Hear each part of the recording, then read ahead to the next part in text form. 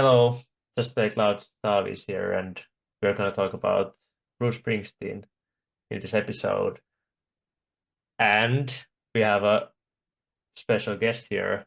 We have the little drummer boy, or the drummer, Mr. Dylan Sevey, who plays in the cool, um, I don't know, is it like a psychedelic sort of rock band? Yeah, I it's don't know.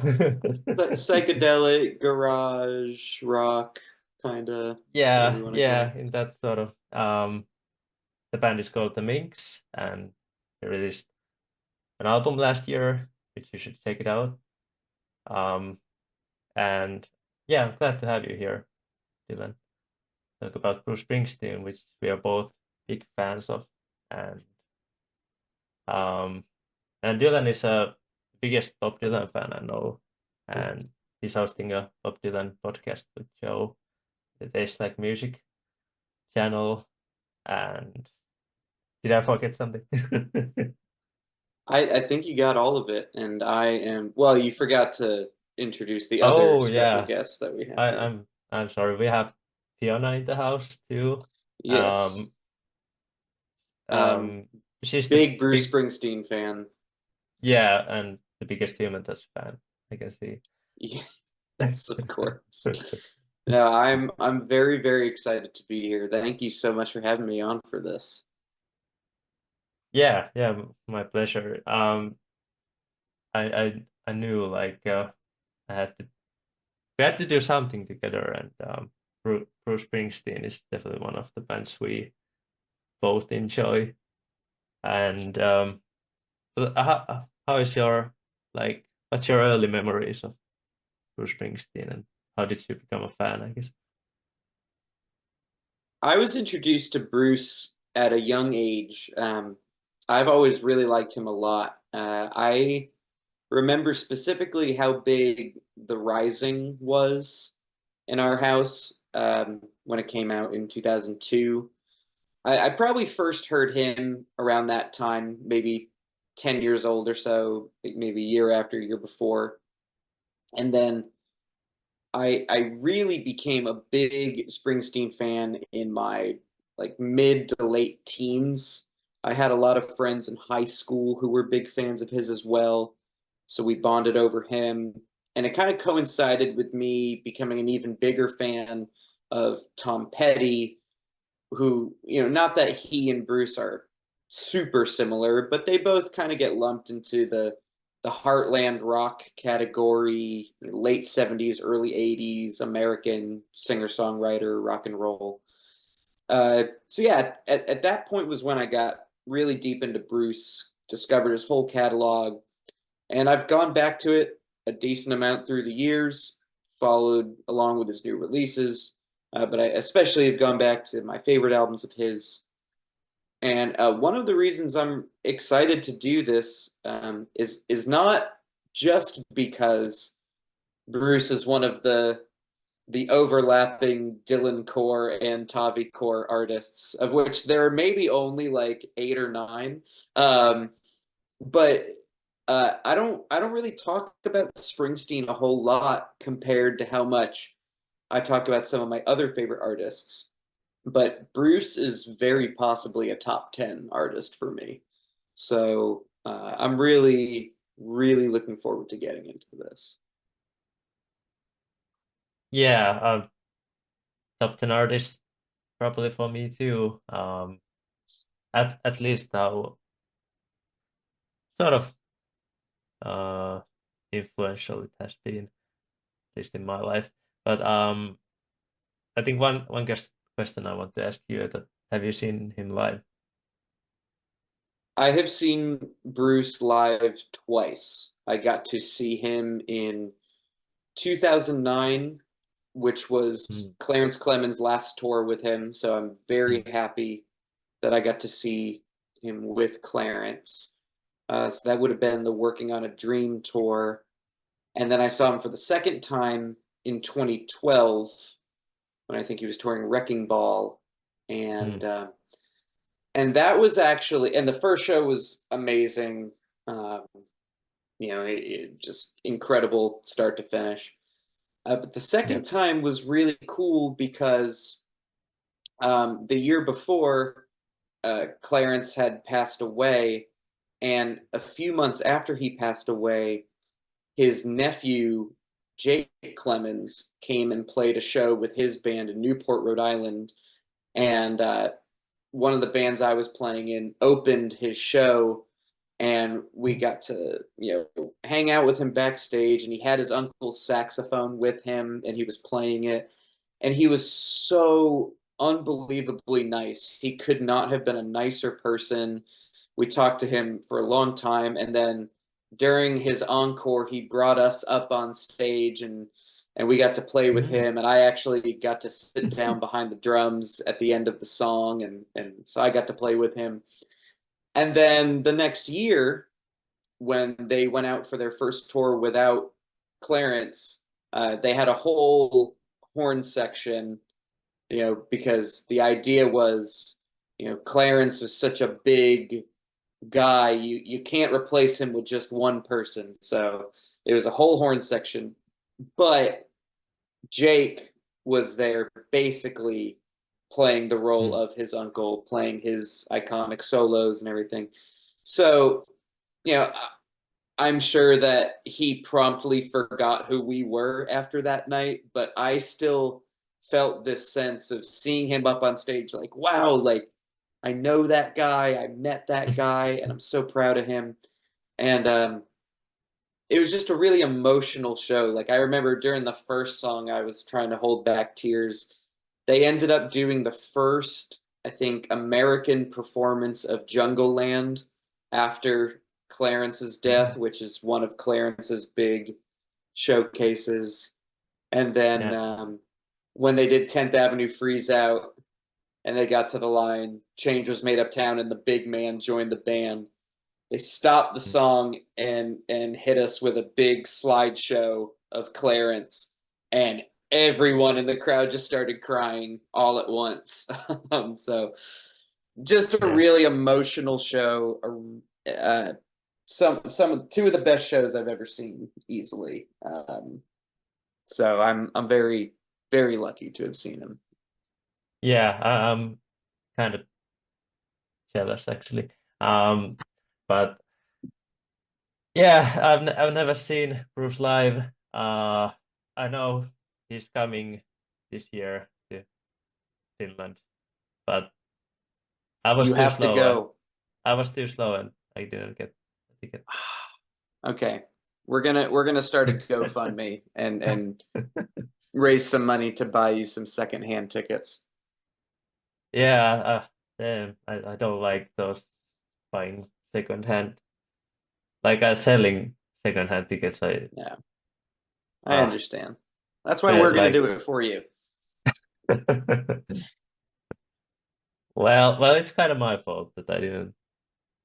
I should have talked with my mom because she also wants to see him live, but we didn't talk too soon early, so it kind of went by. But it Well, is what I'm it I'm is. crossing I'm crossing my fingers that it somehow works out. Maybe, maybe not. I don't know. I have my doubts here, and I don't want to pay too much either for So secondhand tickets. how did you get into Bruce? Um, well, actually, my grandma had an greatest hits CD, the 1995, I think, CD, Mhm. and um, albums there. There wasn't a lot of like rock music or anything. There was a lot of, oh, I don't know what's the term in English, but um,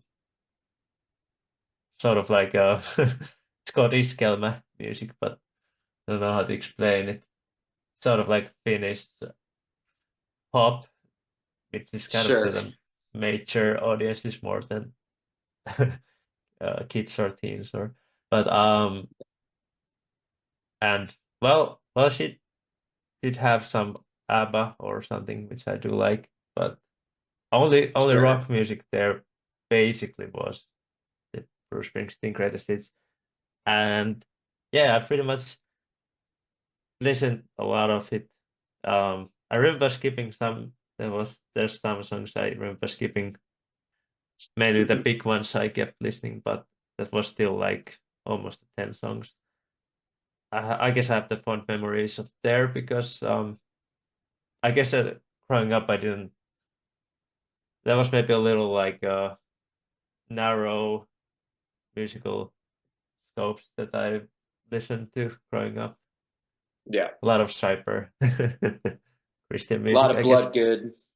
Yeah, yeah, which I do still like. But uh, Who doesn't? Who doesn't like Bloodgood? yeah, trying to think. I can't think of anybody.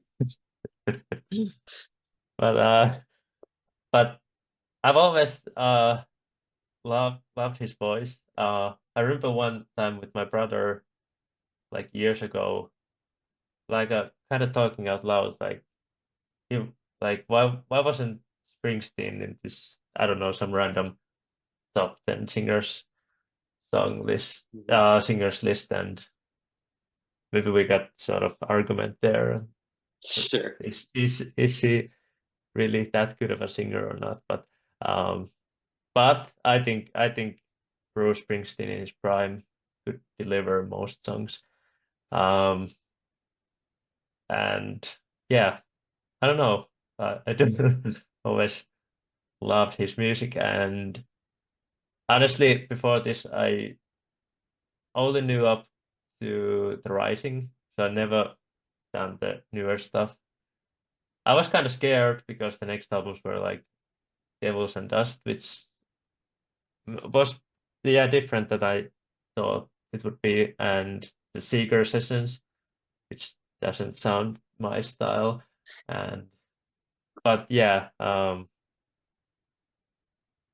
definitely um, I definitely love a lot of Bruce's work, and it'll be a surprise where the other stuff goes. Yeah, I think I'm really, really interested to see how our rankings compare. I think we'll have a couple of similarities, but I know there will be some big differences too. Yeah, yeah. I think Bruce kind of has some obvious ones that I guess most love dearly, and I think we're gonna have some in common, but I think even some of those might be a little different. Yeah. But Well, Dylan is gonna start the ranking. We are gonna do 21 albums. Um, oh damn, we have like it was first the three albums. I no wait, I'm no sorry. It's we're first doing four, then four, and then three, and then top 10 one by one. cool. Love it. So what's your bottom Springsteen album, Dylan? Okay. My number 21, and I'm so sorry, Taavi, because right off the bat, my number 21 is Human Touch from 1992. Oh, I yes. know, I know. I really like the title track a lot. I really like the Yeah. song Human Touch. And track number two, Soul Driver, I think is pretty all right. So it starts off decently strong. Gloria's Eyes and With Every Wish are okay. And even though I know that you'll have some negative things to say about it, I personally don't hate the closer, Pony Boy, because it's a traditional song that my parents used to sing me to sleep with. So I have fond memories of it. There are other songs here that are mostly totally fine, but it sounds so thin and plastic and lifeless that I just have a really hard time with it. And Real Man is potentially my least favorite song in the entire Springsteen catalog. So that song alone knocks it down at least a full star. It's so bad. I cannot stand anything about that song. And I don't think that Bruce can either. I think he's played that song maybe once in his whole career. Um, and overall, I find a lot of the lyrics and melodies very uninspired and kind of half-assed by his standards. I've softened up ever so slightly on it with this last re-listen, but I'm still only at 2 stars for Human Touch. My number 20 is High Hopes from 2014. It's extremely uneven and disjointed. It barely feels like an album, to be honest. It's got re-recordings of older songs, some cover songs thrown in there. Tom Morello is randomly all over it. It's just a mess. I think the full band version of The Ghost of Tom Joad featuring Morello is fine enough for certain live shows, but I don't think it translates well to record. And I don't think that the attempt to record American Skin 41 Shots is successful either. So that's a song that Bruce wrote back in 2000, and the E Street Band has been playing it ever since then. It's a really powerful song, and I love the original live version that's on the Live in New York City album, but I don't think the version on High Hopes works at all. I think Harry's Place is extremely lousy. That's another one of my absolute least favorite Springsteen songs. There are 4 songs on it that I like a good amount. I like the title track, which is a cover of the song by the Javelinas. Another cover song, Just Like Firewood, originally by the Saints, I think is good. I think Frankie Fell in Love and Hunter of the Invisible Game are nice as well. But overall, I think it's a highly unsuccessful and messy album. Rolling Stone magazine gave this 4.5 stars when it came out in 2014, which is another hilarious example of them being totally insane. So I will give it its correct rating of 2 stars. My number 19 is the other 92 album, Lucky Town. Much like Human Touch, I've softened up a little bit. I've always liked it the better of the two. I think that Better Days is a solid leadoff track. If I Should Fall Behind is a beautiful song. I've always liked Local Hero a good bit. There's actually nothing here that I hate, but there's nothing that I love either. I still think, much like its sister album, it's got that very, very limp and lifeless early 90s production. Bruce still isn't at the top of his melodic game, and he reuses a lot of ideas. So Better Days, Living Proof, and Souls of the Departed all start with the exact same downstroke of the exact same chord at very similar tempos. So it's very samey. It's not terrible. I actually recently bumped it up to 2.5 stars, but it's just not anywhere near his best. My number 18, I've got a few placements on this list that will not be popular with Springsteen fans. And this is the first of those hot takes. At 18, I have Tunnel of Love from 1987. I know that is probably the correct response. There is some excellent, excellent songwriting on this record. Brilliant Disguise and Tougher Than the Rest get a lot of praise for good reason. I've always really liked When You're Alone. I actually kind of liked Spare Parts, which I've seen some people kind of declare as the low point of the album, but I like it. I understand why this is often heralded as a top-notch Bruce record. I really do. But I have been trying to love this album for 20 years because my dad is also a big Springsteen fan. I know he really loves this record, so I've always tried, and occasionally I will feel like a little warmer towards a certain song. But I'm sorry, Taavi, I cannot do this awful, smooth adult contemporary production. I mean, it's it bogs down the album so significantly for me. I hate to use this word, but I just think it sounds lame. I think it sounds so lame and plastic. This is not what I want music to sound like at all. The title track I recognize as a well-written song, but I don't want to listen to this version of it. Even tougher than the rest, I'd rather listen to other versions of. Um, I hear in the lyrics the album that everyone talks about. And as a fan of Springsteen's writing, I appreciate that. I promise I do get this album, but I don't ever really want to listen to this album. So it gets a generous 2.5 stars from me. Oh dear, but I I knew those were coming. Or at least kind of knew.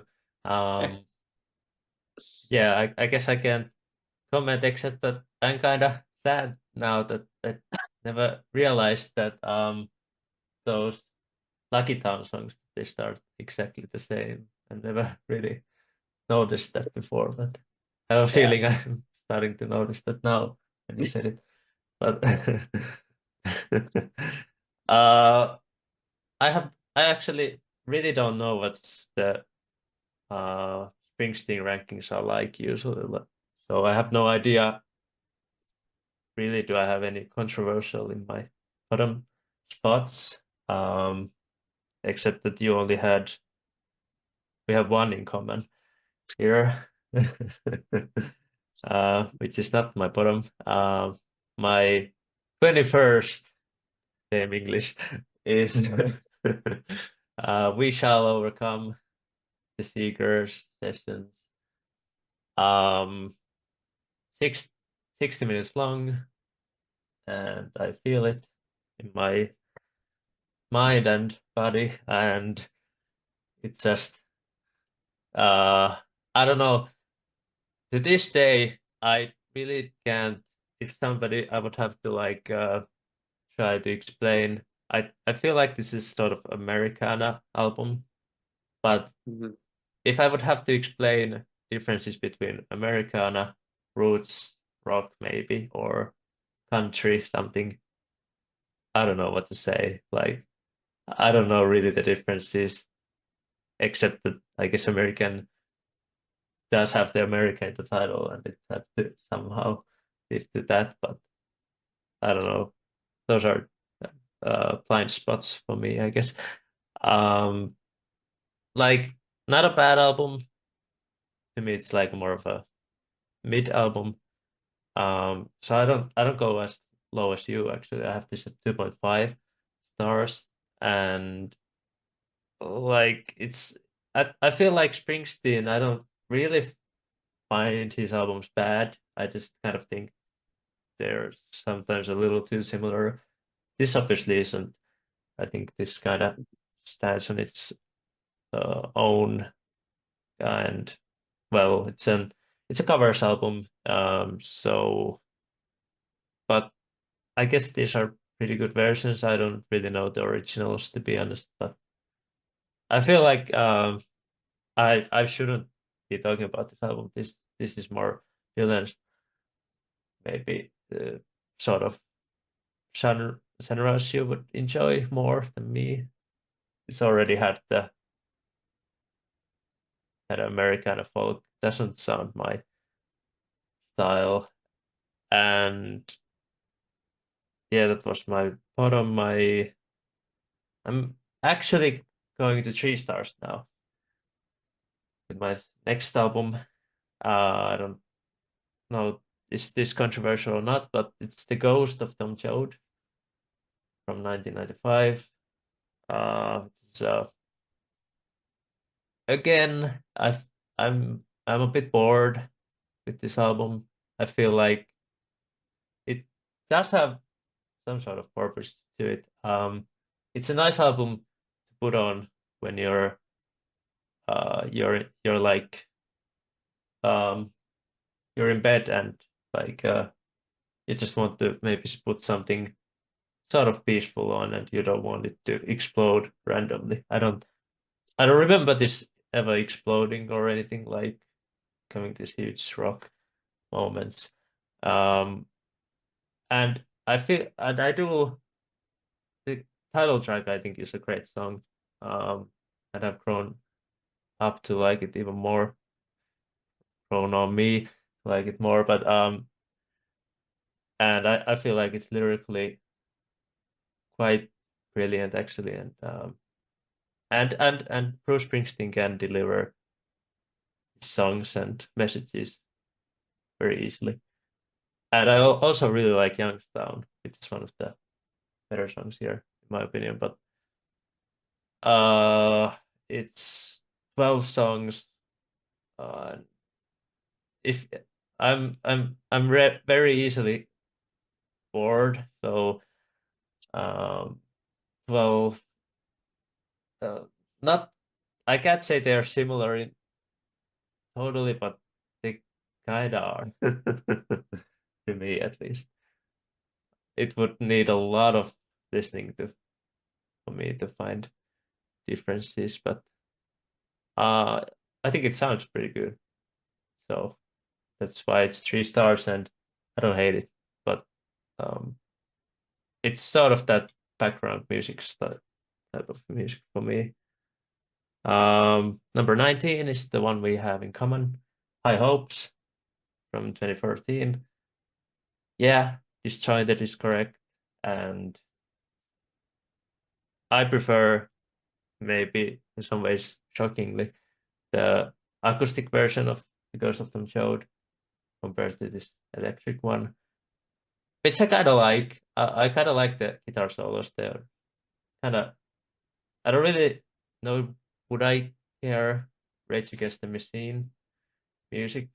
Some that I've heard that isn't really my style, but um, I do like his sort of guitar playing and trying to be weird and with the guitar, and maybe it would be better live. High Hopes, I think I actually like High Hopes song. I think it's a pretty catchy number, and there's like Nick Franklin fell in love, and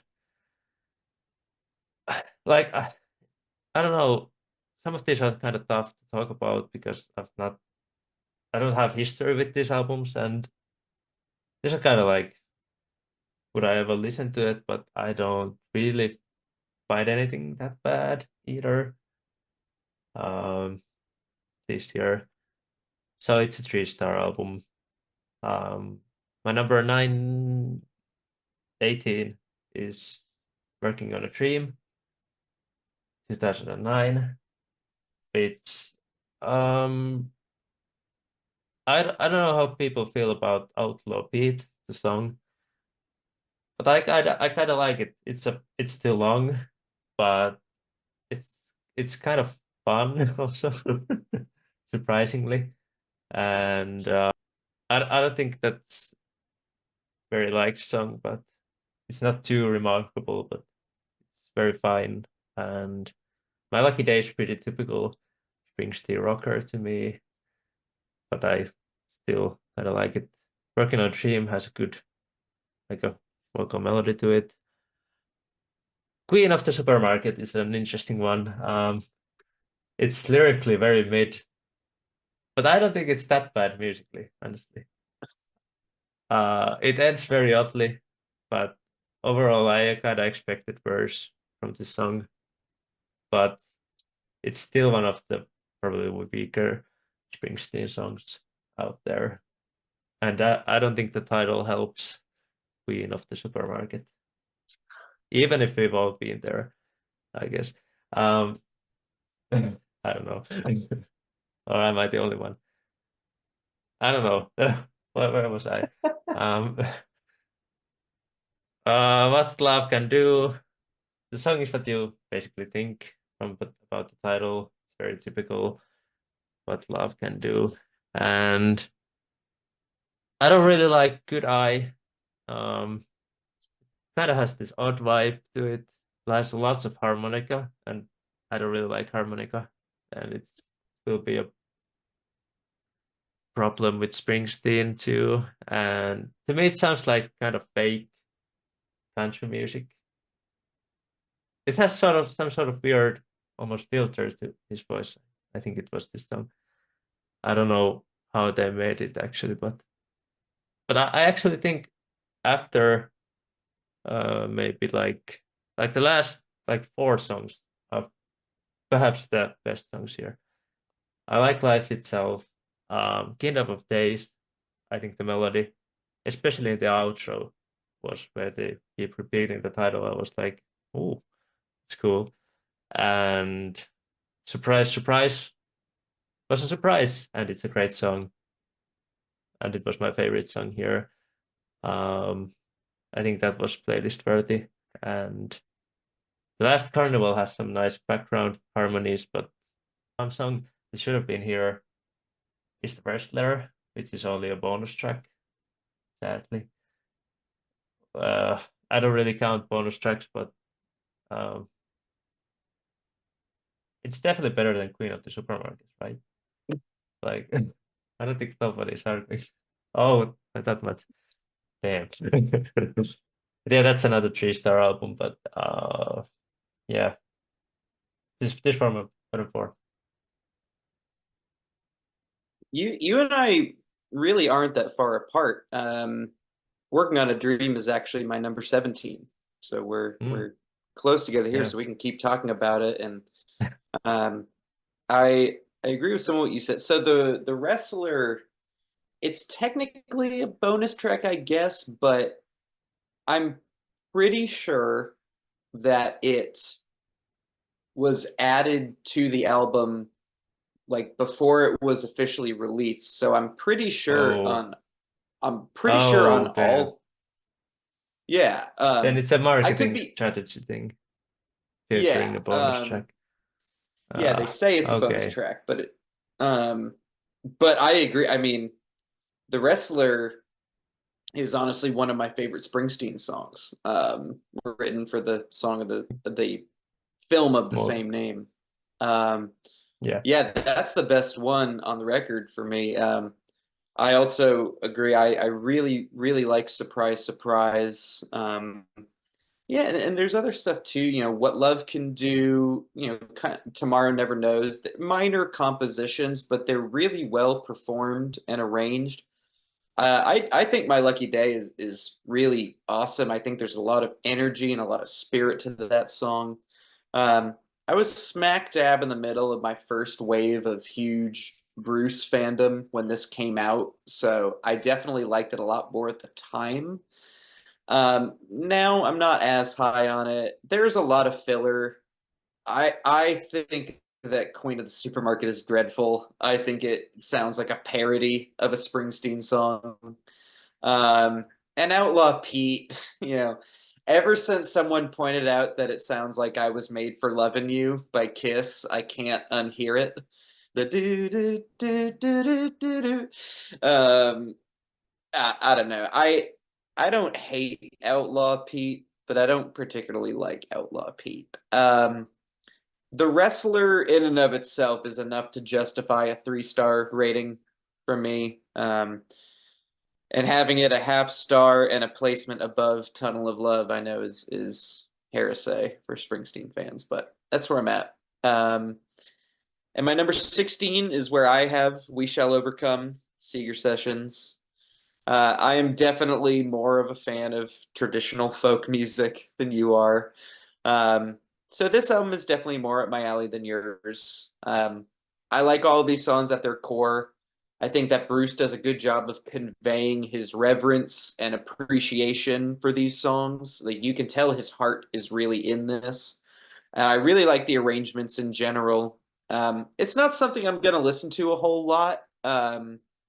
It is long, and for as great as I think it is, I think when I want to listen to Springsteen, I generally am going to be a little more drawn to his original songs, and I'm interested in hearing these songs as they were originally performed by Pete Seeger and Woody Guthrie and so on and so forth.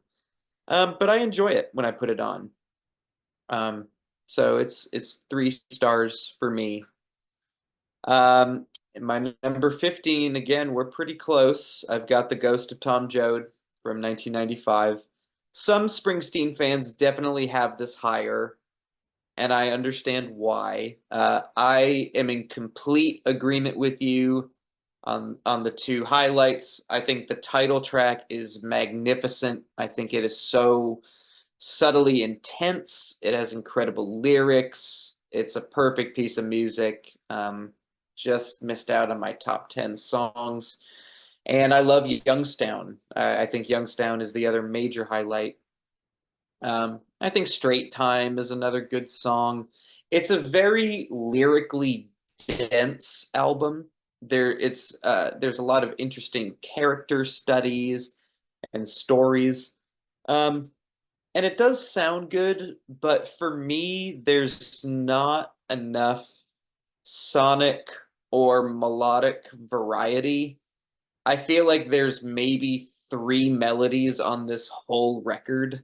Um, and I don't want or need this to be like a great upbeat pop record. I love a good acoustic singer-songwriter album, but of Bruce's acoustic based records, this is the one that I return the least to. Um, I'm in between 3 and 3.5. I think I'll stick with a high 3 stars for now. And my number 14 is his most recent record, Only the Strong Survive, from 2022. And like the Seeger sessions, you can tell that Bruce really loves these songs. His voice sounds excellent, I think, for his age, especially with this material. Like, these are pretty demanding songs vocally. He still sounds really powerful. And if his vocals are at all touched up with auto tune or anything, you cannot tell. And you can tell that the timbre of his voice is still really naturally good. He doesn't sound like Mick Jagger all over the new Rolling Stones record where it's just auto-tuned to death. Um, really solid arrangements. I'm admittedly only familiar with maybe half of the original songs, and I don't think that any of these versions are better. But I think there's, again, not only a palpable energy, but a real effort to deliver these songs with love and respect. So I definitely like this record more than I expected to. I've got it at 3.5 stars. We're gonna have some in common with this next batch, but not too many actually. And this next one is gonna be a tough one for me, because I know people do like it. Um, it's just not my cup of tea, but I have Western Stars next, number 17. Um, Again, I think it sounds pretty nice. I think Bruce sounds quite good vocally. It's a pleasant listen. I like most of the singles that they released for this album. Actually, like There Goes My Miracle and um, Hello Sunshine, I think. And um, it's a bit too sort of country, I don't know, folk type of music, and it's not gonna be almost it. I'm almost biased in a way to it's not gonna rank perhaps that high for me, but weirdly, I have actually saw there was the film same, I think with the same title, like a concert film in a barn or something. I went to see it with my mom, and it was like sort of we didn't even listen to this album before, and we were just going almost blind to it. Just yeah, it's Bruce Springsteen. Yeah, let's go. And I don't know what did we actually think. It was a little like um, a bit too underwhelming, I perhaps would say, but um, it was pretty cool still. Um, yeah, I don't know. I know some people really like this album, but I can't get it to. I still have it at 3 stars. And I have the you already talked about next number 16, Only the Strong Survive. And actually I have this 3.5 because this is like very pleasant music, and um I do like sort of, I don't know, soul R&B stuff. Mhm. And obviously this is a all covers, and maybe I know like half, I don't know, but and there's some like even that I wasn't guessing he would cover, like the Commodore song, uh what's it called, Night Shift, and Mhm. it's cool to have. And there's also like kind of like this big, I don't know exactly at the Motown, but Temptations and Supremes and Frankie Valli, and sort of like big names in sort of maybe 50s, 60s uh R&B. Again, I was kind of surprised how good it sounds, at least to my ears. And even Bruce himself, it's, I don't know his age at this, but maybe like 70 something. Yeah. So it's impressive to me. Um, Good for Bruce. And yeah, so that was 3.5. Oh, yeah, I might be in trouble for this next one. So numbers 15 is um, the debut album, Greetings from New York. And it's pretty low. So I might be in some trouble, but I do think Bruce and the fellas are all gonna refine everything.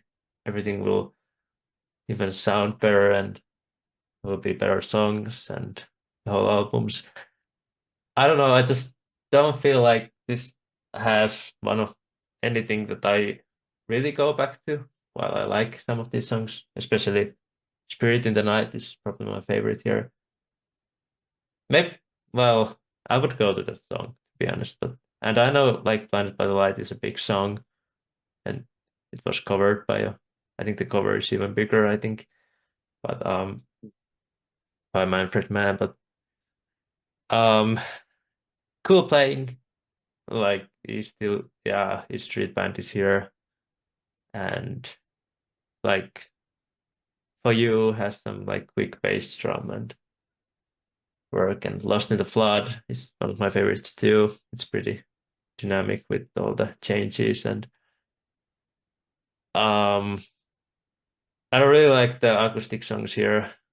Mary Queen of Arkansas. Maybe lyrically they're good. They kind of remind me maybe some of the Bob Dylan. I don't know, maybe they're that good, but maybe Bruce was kind of had a um, maybe was inspired by him. I'm guessing some of these songs, and I just find some of those like Mary Queen of Arkansas is just too long, even if it's like 5+ minutes, but it kind of kills the momentum for me. And uh yeah, it feels to me a bit unfocused and not as refined, but and I don't, yeah, I'm a big fan of vocal melodies. That's one of the main things I want. And honestly, I don't think this album has that. It feels a very wordy album. It kind of goes. It's very hard for me to follow those. But but yeah, I don't know. Just me. Um, but yeah, I see Dylan is not happy with me, but and maybe others. That's fine. That's actually fine. Number 14, I have Devils and Dust. Maybe surprising I have it higher than some of those other albums. Dylan is not happy here either. but I wasn't happy with him either earlier. But um, um, this did surprise me because this was I stopped before this album, obviously with the Rising, and never went because I thought it was gonna be another The Ghost of Tom Joad. I'm gonna be very bored and well, very bored, pretty bored, and I was surprised that it even has. It's not that acoustic album. I always kind of thought it was just like but it kind of rocks at some points too. Like it has big moments. I didn't know what to expect. Only song I knew from this album was the title track, title song, and I do think it's probably the best song here. It's a pretty track, but like I like All the Way Home and I think Long Time Coming and Maria's Bed and just it's not exactly what I want from Bruce, and obviously I seem to prefer most earlier albums, but yeah, it's a maybe a bit too long, but it's a very fine 3.5 star album for me. Devils and Dust, number 14. Dylan. I, I'm just so nervous that we are approaching the top 10 and you haven't talked about Human Touch yet. I Or or Lucky Town. Lucky Town. Oh, Taavi. Oh boy. Okay. Gonna keep it together. All right. My next three. My number 13, I have Wrecking Ball from 2012. Uh, some fans are lower on this one than I am, which I understand to a degree. Um, it's not the best produced album, and it's pretty cringy when the rap comes in on Rocky Ground. But again, maybe I've just got some nostalgia from when it came out. I vividly remember it coming out. It was the first thing he put out since Clarence died, and I went to go see him that year. But I like a good bit of it. I know that some people don't really like the Celtic influence on songs like Easy Money, Shackled and Drawn, and Death to My Hometown. That sort of Irish jig sort of influence. But I really like all those songs. And unlike what he did to 41 Shots on High Hopes, uh, I think this version of Land of Hope and Dreams is excellent because he wrote Land of Hope and Dreams around the same time as American Skin, 41 Shots. He was also, those two songs he wrote and started playing when the E Street Band got back together in 2000. And this one's really good. It's different enough. It still stays true to the original, and it's really emotional. They took some of Clarence's saxophone from one of the live versions, and they were able to put it in, and I really love that. So yeah, I like Wrecking Ball. I understand why some don't, but I've got it at 3.5 stars. My number 12 is Letter to You from 2020. So this really feels like the first true E Street album since Working on a Dream. And I think the band does sound very strong and invigorated on it. There are a few clunkers. I'm not hot on House of a Thousand Guitars or The Power of Prayer. I think those are both pretty cheesy songs, but I think the title track is extremely strong. I think Last Man Standing and I'll See You in My Dreams are good acoustic led songs. I think it's a pretty consistent album. I that finds Bruce in good voice, the band in a good place, and even my least favorite stuff on this isn't embarrassing like the worst stuff is on Working on a Dream and High Hopes. So yeah, overall, kind of unexpectedly for me, it's a solid later day E Street album. 3.5 stars on that one as well. And my number 11, just missing out of my top 10, is Western Stars from 2019. I was a bit higher on this one when it came out. It's fallen a bit in my estimation after my last re-listen. Uh, just a few too many underwhelming songs to get it higher. Kind of anonymous. Like you said, you're like, I barely even remember half of these songs. And I've listened to this album probably 6 or 7 times, and there's still a few that I look at the song title and I'm like, I barely remember. But overall, I Yeah. do really overall I do really like it. I think it's got a nice warm sound, some of that like California pop influence of like the late 60s. I remember hearing Hello Sunshine when it came out, and I thought it kind of sounded like Glenn Campbell. And then when I read the album announcement the same day, he name checked Glenn Campbell, and so that made a lot of sense. I think the title track is really effective. Stones has grown to be one of my favorite songs from this record. That probably is my favorite set of lyrics on the album. Drive Fast, The Stuntman is very good. Sleepy Joe's Cafe kind of feels like the sequel to Working on the Highway to me. Um, and some really solid vocals across the album too, just consistent. Same thing, 3.5 stars. It was in my top 10 at one point.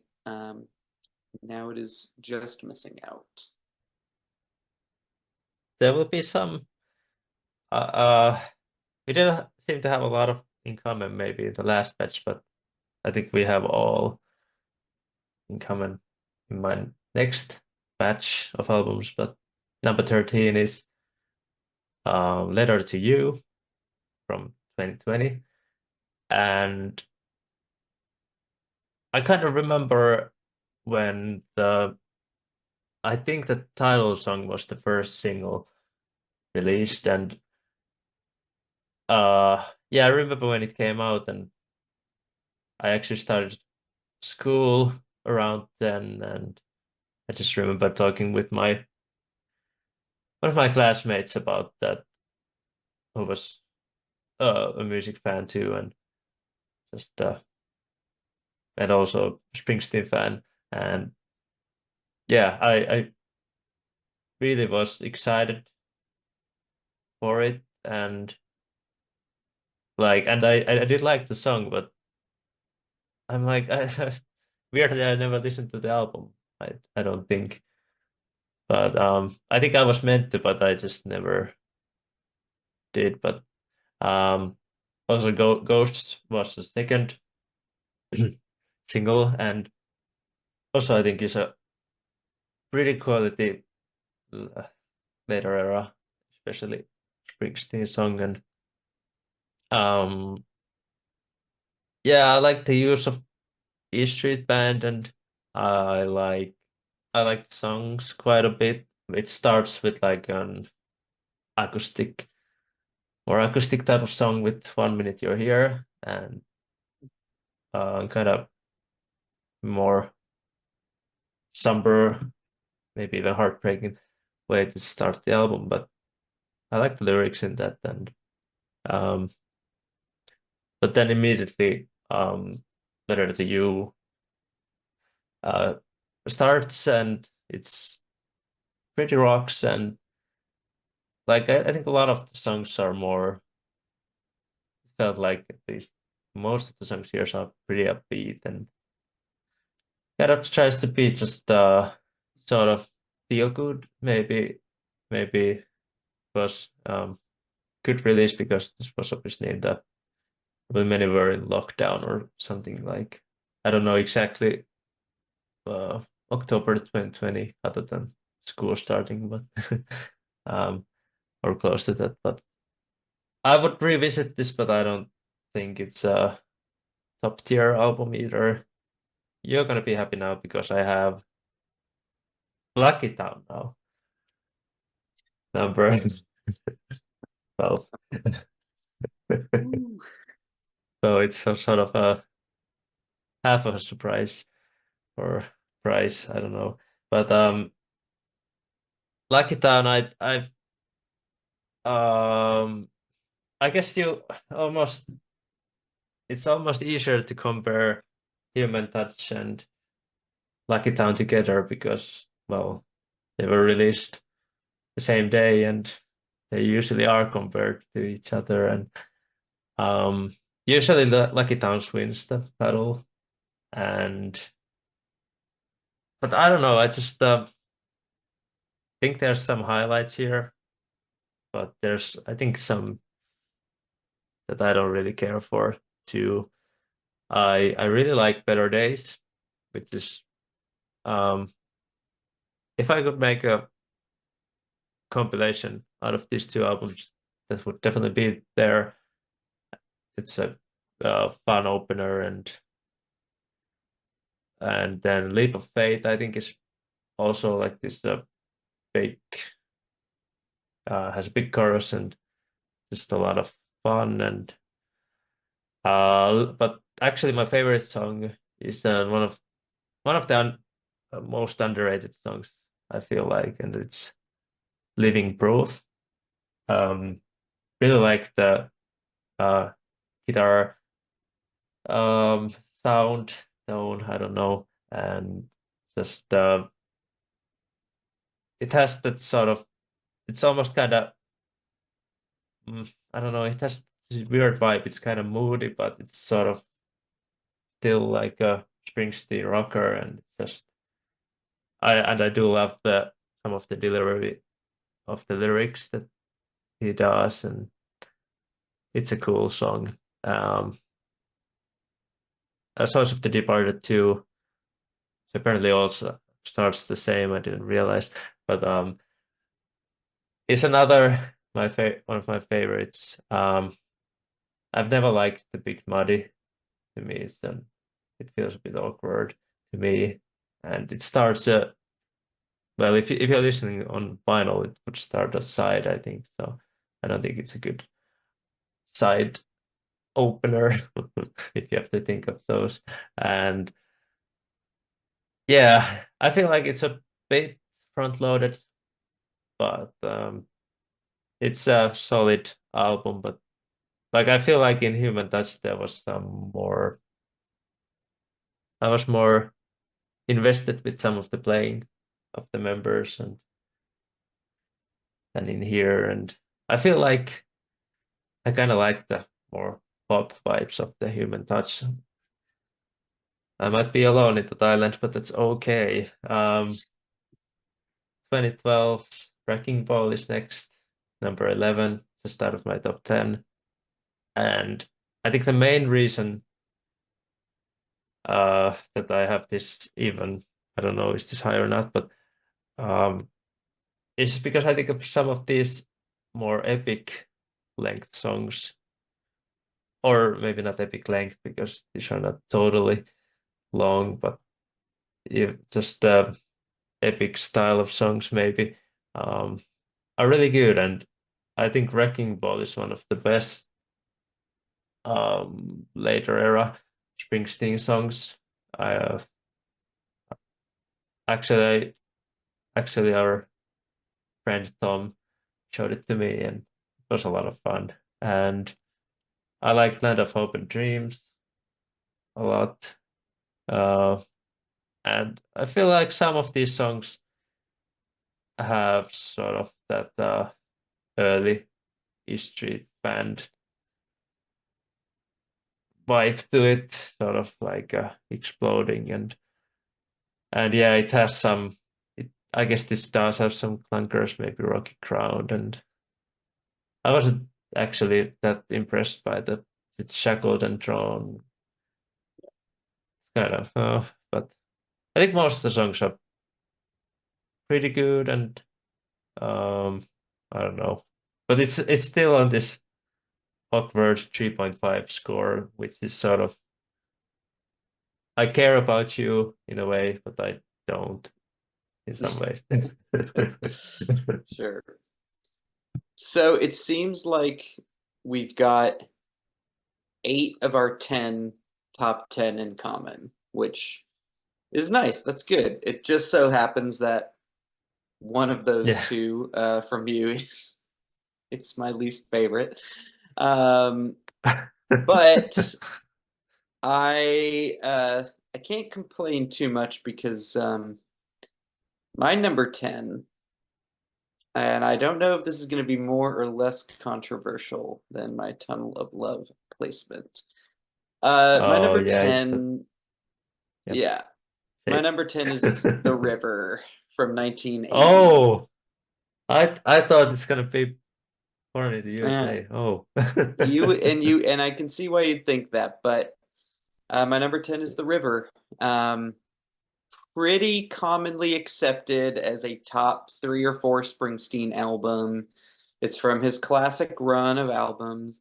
And yes, there's a lot of great stuff here. You've got some excellent rockers in Sherry Darling, You Can Look, But You Better Not Touch, Out in the Street, and Two Hearts. You've got some excellent ballads and slow burners in the title track, especially the title track is incredible. Drive All Night, Independence Day, Fade Away. Other than Crush on You, I don't think there's anything bad on here. I do think Crush on You is pretty bad. But unlike some of the other albums from his classic run, I think there's just a decent amount of middling material on here. Like I don't need Cadillac Ranch. I don't need I'm a Rocker. I don't need I Want to Marry You, and a few others. And on top of that, my main gripe is that it's a double album. It's almost 83 minutes long, and there are basically 2 songs on this record. There's the fast one and the slow one. There are minor variations on them, and the cream of the crop obviously rises to the top, but I've listened to this album probably 50 times in my life, and I've never once thought it needed to be as long as it was. Um, I commonly bring up diversity as a sticking point for me with music, and there's not enough of it here for me. Like when I think of my favorite double albums, like you think of the White Album, you think of Exile on Main Street. Those albums are so sprawling, they're kind of all over the place. You know, even something like Goodbye Yellow Brick Road, there's so much to grab onto. With The River, to me, it's 2 songs. And I like those songs. Like all those ones I mentioned earlier. If all those were on a single record, this would not be down at number 10. Um, but it's bogged down by the other stuff for me. And on top of that, I don't really like the sound of this album either. Everything sounds very far away and kind of empty to me. It does not sound good to me. So I don't think it stands up against his other classic albums or my other personal favorite albums of his. There's more than enough great material to get it up to my top 10, but honestly, it's still only a 3.5 star record for me. That's my number 10. Oh. That was Yeah. maybe the biggest surprise of them all to me. Um, but I do see your points. I guess we're gonna talk about that a bit later. But I actually had this next album higher, but I will try to be a little reasonable here. Number 10, Human Touch. And I don't I kinda see if you don't if somebody or Dylan here wouldn't like this and I've actually listened to this as a listening party sort of situation and the other one didn't really like it, but um I well one thing, the drummer here is one of my all-time favorites, Mr. Jeff Porcaro, and like released on the same year as he passed away, sadly. And I missed him. And he's a top 3 drummer for me. And I'm not exactly sure if this like his I don't find this perhaps to be his finest work, but some of those like drums on the title song, I feel like it's really cool. All the thumb work he's doing um and even like when Springsteen doesn't use Jeff here, it's a crime, especially like in Pony Boy. Oh, I guess there's some percussion. It might be Jeff, but it might just be whoever. But yeah, I don't really personally like Pony Boy. Uh, it's slightly better now that I realize it's a traditional song. I didn't first think about that. It might be a um, and I obviously uh, don't have any. My parents didn't sing Pony Boy to me, maybe to my loss, but um, but yeah, it's sort of weird way to me to stop the album with Pony Boy, with this traditional that doesn't sound. There's nothing like it in the album, even suggest such a thing. And I'm not saying ending with Real Man is a good thing either, but the long goodbye maybe because of the title, but or Human Touch, but Human Touch is such a cool way to open, so it's kind of tough. I do agree that the title song is really the best song here, and it's one of my top tier Bruce songs. And there's some, yeah, Real Man. I don't think is one of the best ones. 57 Channels is a bit awkward. Also, I kind of like the bass in that, but it's kind of weird. Doesn't feel Springsteen to me. I don't know who does it remind me of some sort of lame TV show theme. I don't know.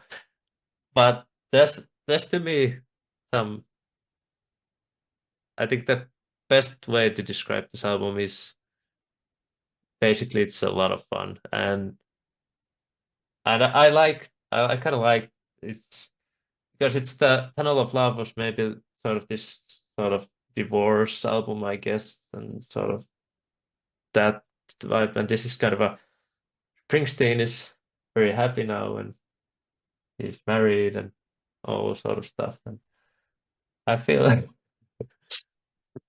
is being married is this or what does it mean? Yeah, come on. Who wants to be happy? That's lame. That is true. But Glorious Eyes to me is a lot of fun. I actually quite often put on the Roll of the Dice. I love the Roy Bittan keys that on that song uh and I know not everyone is perhaps into Man's Job, but I think that melody is just so good. I would be proud of Man's Job. The lyrics maybe is a bit. I don't think lyric. It's not a lyrically. It's probably the worst lyrical album, at least so far of his. Maybe of all time, actually. But I think this just has some sort of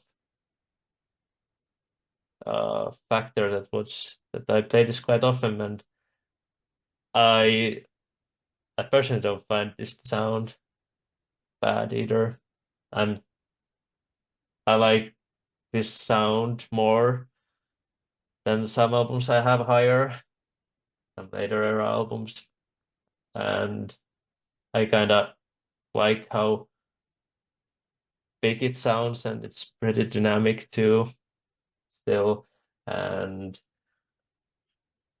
it's definitely not the best sounding Springsteen album or one of the best sounding of all time, but I think it serves the music pretty well, and um, yeah, it's a lot of fun, but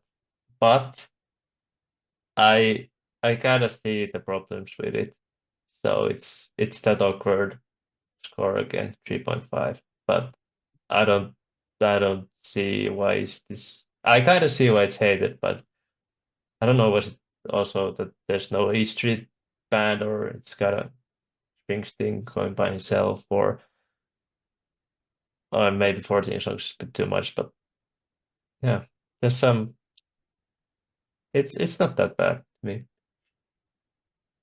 I mean, for me, it's just I I don't think most of the songs are well written at all. I don't think that many of the melodies are all that good, and we can agree to disagree on certain production things, but the one thing that I very much disagree with is that it sounds big. I'm like I think that it sounds very very thin to me, that album. Like it feels like there wants to be a lot of energy, but I Not don't know. even the title song. No, the title track is great. The title track is fantastic. I always have It doesn't uh, feel big to you. it. I think it feels bigger than the rest of the album, but I think it feels that way because it is a well-written song. There's a good melody on it. There's more aspects to it that I think kind of build it up, whereas the other songs I think are just lacking from a songwriting perspective, from a melodic perspective, and so they end up feeling thinner to me. I I gotta say I'm a big fan of simple melodies, and I I am I much too. prefer simple melodies than that sort of really trying to put thousand sentences and it's almost like poetry reading. No, I have nothing against simplicity.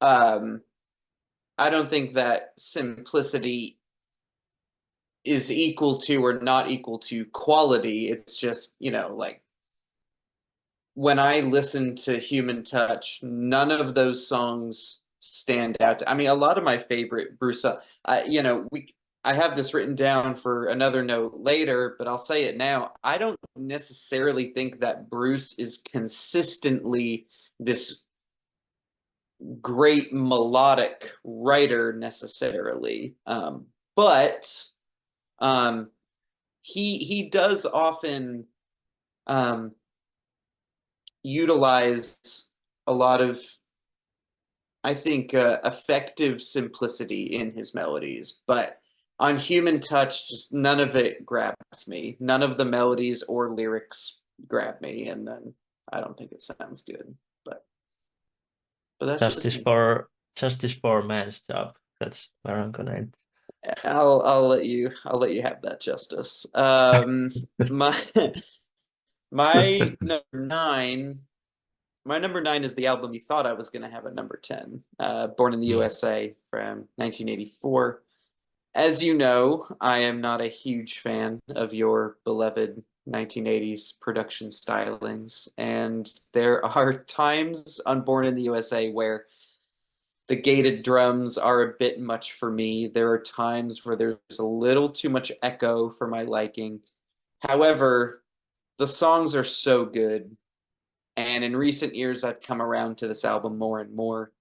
The title track, which sounds like a fun, upbeat song on first listen, is actually a really great, biting commentary on the state of America post Vietnam War. There's a fantastic demo of this song that he recorded with the rest of Nebraska that eventually came out in an awesome box set called Tracks. And the lyrics hit home really hard on that one. Like if he released the song like he originally recorded it, you would recognize that it's a very dark song. Um, but I think the treatment for this album works well too. I'm on Fire is a really effective song. I love the bed of synthesizers on that one. I think they set the mood really well. I bet you thought you'd never hear me ever say that. Um, Dancing in the Dark, kind of like the title track at first glance, is just this fun, upbeat pop song, but there's some really heavy lyrics underneath it all. Um, Really fantastic song. I love Downbound Train, No Surrender, The Closer, My Hometown. Um, Even though I have it at number 9, I still really like it a lot, and I have just recently bumped it up to 4 stars. Nice, nice. Um, Fortunately, I'm still 3.5 territory, and I might I might be in trouble here, because this is a well-regarded album. I have The Rising next, number 9, and yeah, I wasn't too bold to put Human Touch above this album. I almost did, but but I think Human Touch clearly has some weaker songs. I actually put that way often than this album, so in some ways I'm not sure even in that regard this album should be lower. I but this just I do think this is still a better album. I I personally don't need it to be 72 minutes. Pick the best 10 maybe, even if most of these are pretty solid. But yeah, the songs I really enjoy. Like I think it starts well with Lonesome Day, and well, up there's obviously the um, historical part of this album, um, which is hard to ignore, and shouldn't be ignored, I guess. But wasn't my point. But it's I think this album definitely definitely has its place, and even to the history of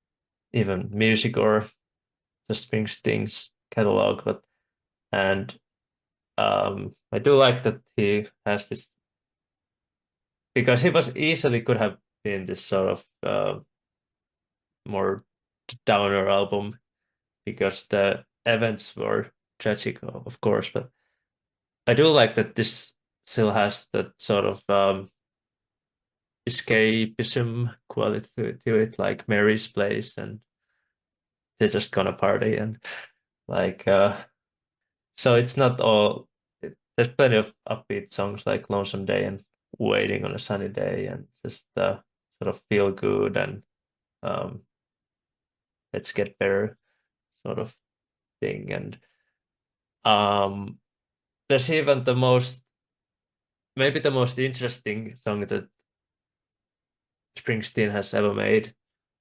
uh I don't think it's one of the best, but it's definitely interesting. Worlds Apart. It has that sort of maybe Eastern influences, maybe, and just this kind of world music type of thing. And it has some cool guitar solos, which I do appreciate. I don't know. There's something that's a bit missing there. One of my favorites is Further On Up the Road. You're Missing is a beautiful song. Rising. Um, I always get when the Rising ends, I kind of feel like it's almost like the perfect ending to me. Then it's just, oh, there's still 2 songs. Oh, didn't realize. Like it kind of feels like a song that would end this album, but then you realize it's not over. And so yeah, to me it's a bit too long. It's not one of my favorite sounding albums he's made, but it's not bad sounding either. Uh, I don't know, and there's some cool sax here, and I think I did used to have this bit higher, but some I just don't really listen to this too often. But I kind of recognize the songs too. So yeah, 3.5 still. But I think my next album is 4. I'm pretty sure. I can understand all that. We share some opinions. Hmm. I'll be getting to that one in a bit. My number 8 is the one that came after it, one you've already talked Hmm. about, from 2005, Devils and Dust. The title track to this record is one of my absolute favorite Springsteen songs. We'll be doing a top 10 songs later. I actually made a top 20 somewhat recently. This one just missed out in the top 10, but I love it so much. I think it's the perfect balance of his of his trademark. Great lyricism, like I said, a simple but effective melody, an awesome, passionate harmonica performance, your favorite instrument, just a great sonic build all the way around. And I think that's why I gravitate towards this album more than the Ghost of Tom Joad. I think the arrangements on this album are just really, really solid. Some songs are perfectly stripped down, especially the closer, Matamoros Banks, which is another one of my absolute favorites. And then you've got songs like you mentioned, Long Time Coming, Maria's Bed, All I'm Thinking About. They kind of have like just the right amount of pep infused into them, and with some additional instrumentation. I love Bruce's voice on this record, especially. I think he's very expressive. His songwriting is excellent across the board. Yeah, I think it's a real triumph.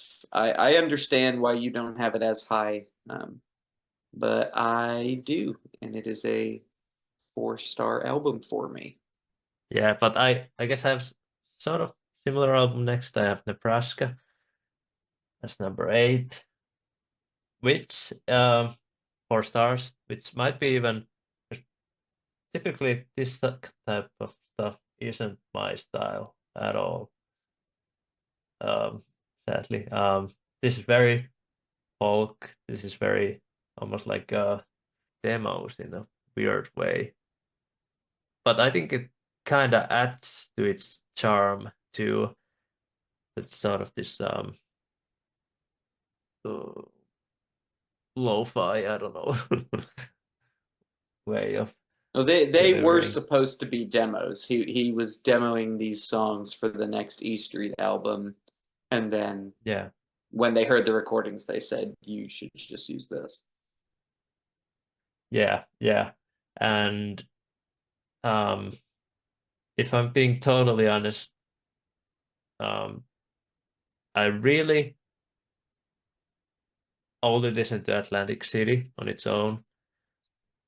But when I put Son, and I sometimes even put it on my own will, this album on, and I I don't skip anything. I think it's totally pleasant. I'm not maybe totally in love with everything, but like like I think that like the first oh, like the first side of the album, that's like the first 6 songs. I just noticed they have 6 and 4, but there's really not a weak song there to me.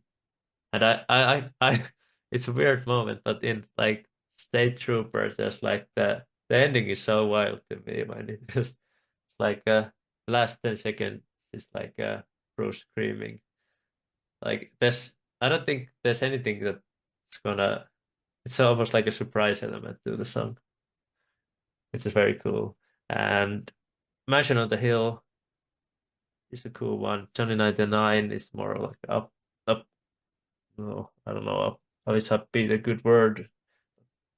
But yeah, upbeat acoustic number. And My Father's House is pretty heartbreaking and Reason to Believe. And the lyrics are so good.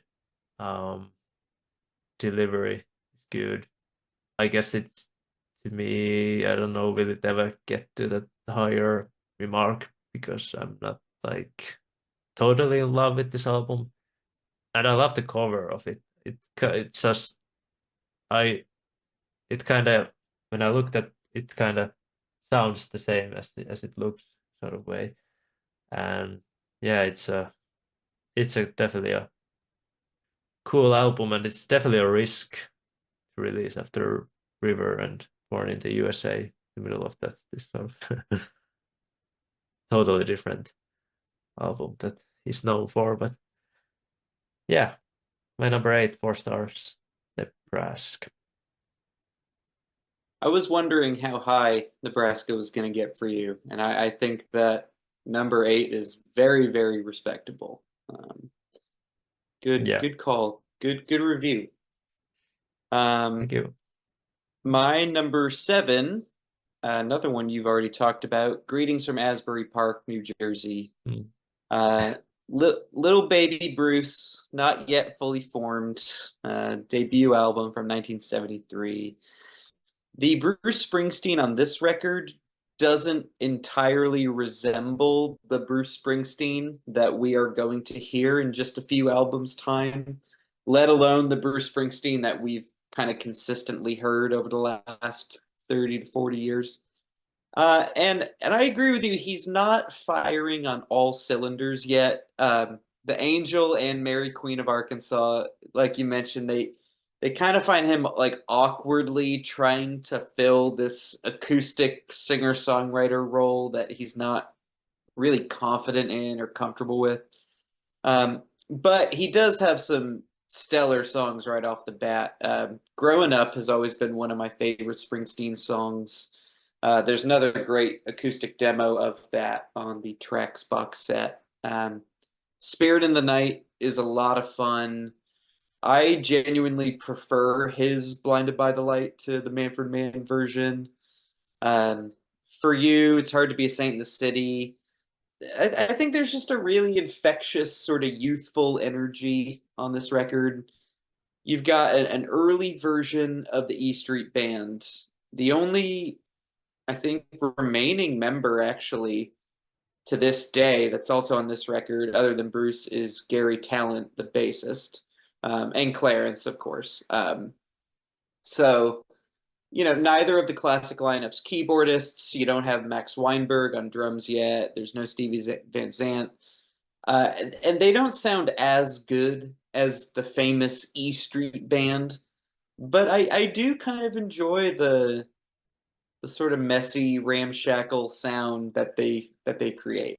I know some fans like yourself are a little lower on it, but I still really like it. It's a 4-star album for me. Yeah, I think that's totally valid. I just I have trouble connecting with those songs with the because I think I feel a little hard to follow some of those songs, but yeah, my number 7 Yes. is The Wild, The Innocent, and the East Street Shuffle. Um, it's almost I was like, is this number 6 or my number 7? But I decided to put it here. And this is actually a pretty wild one in some ways. I think this is a bigger album, more focused than the debut album. It's like a hybrid of funk, jazz, rock, pop, maybe R&B. Um, I feel like most aspects are better here than in the debut. Maybe better folky numbers, wilder playing, if that's a thing you want. And I think I find Bruce's vocals even to be better or closer to what I'm used to, maybe. And just a cooler album to me. And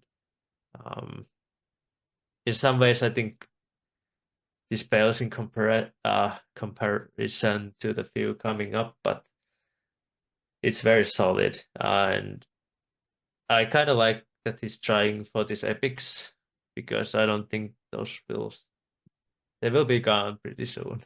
But I kind of also like the shorter songs format, and I think Bruce really refined his songwriting those type of songs. And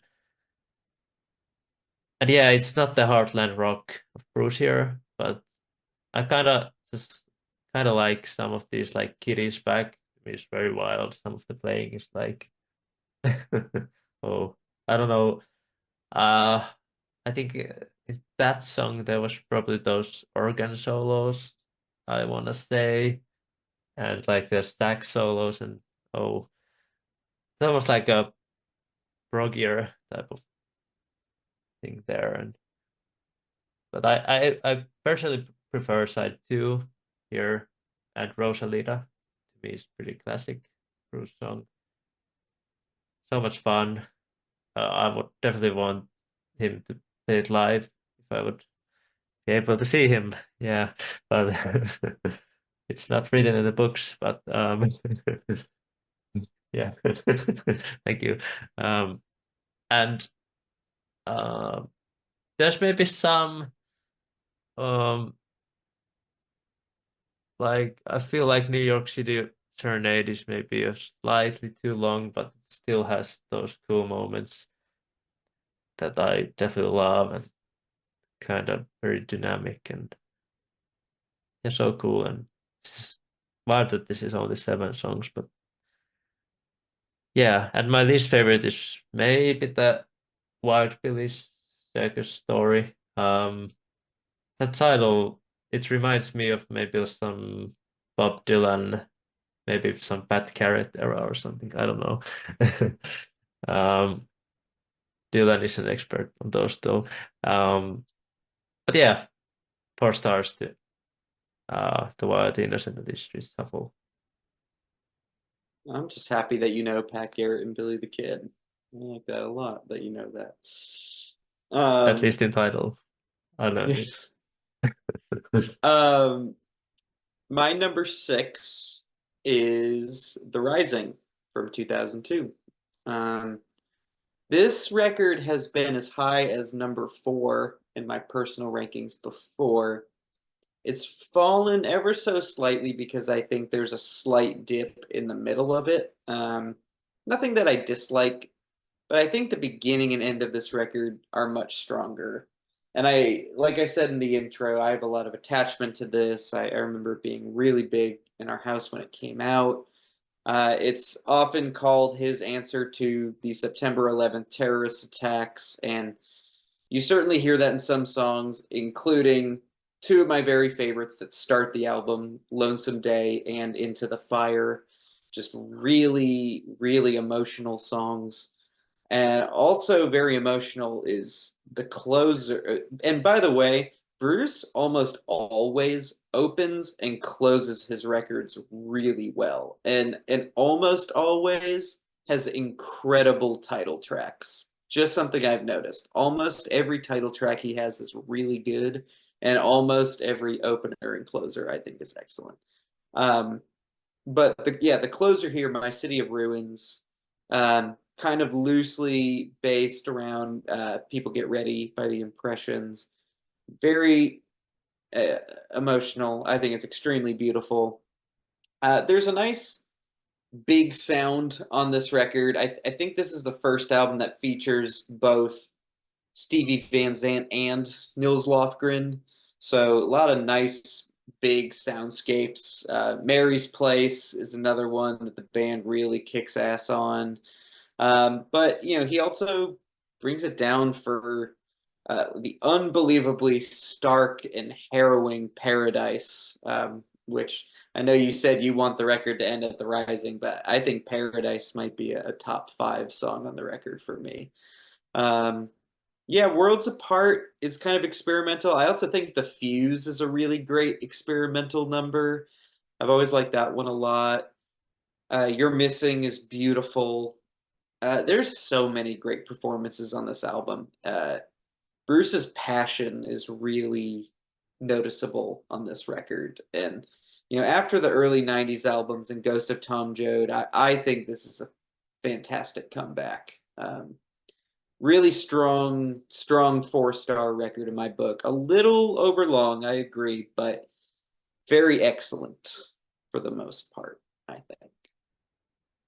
Yeah. I actually forgot about the Fuse. That was also a bit different than we normally get from Springsteen. And I don't know. I think I'm always kind of just thinking The Rising is the ending, and it just kind of surprises me that there's 2 songs after. But I do really like My City of Ruins, so Yeah. I really don't know would I want it to be the last song or would I want them to be in different order or what? But yeah.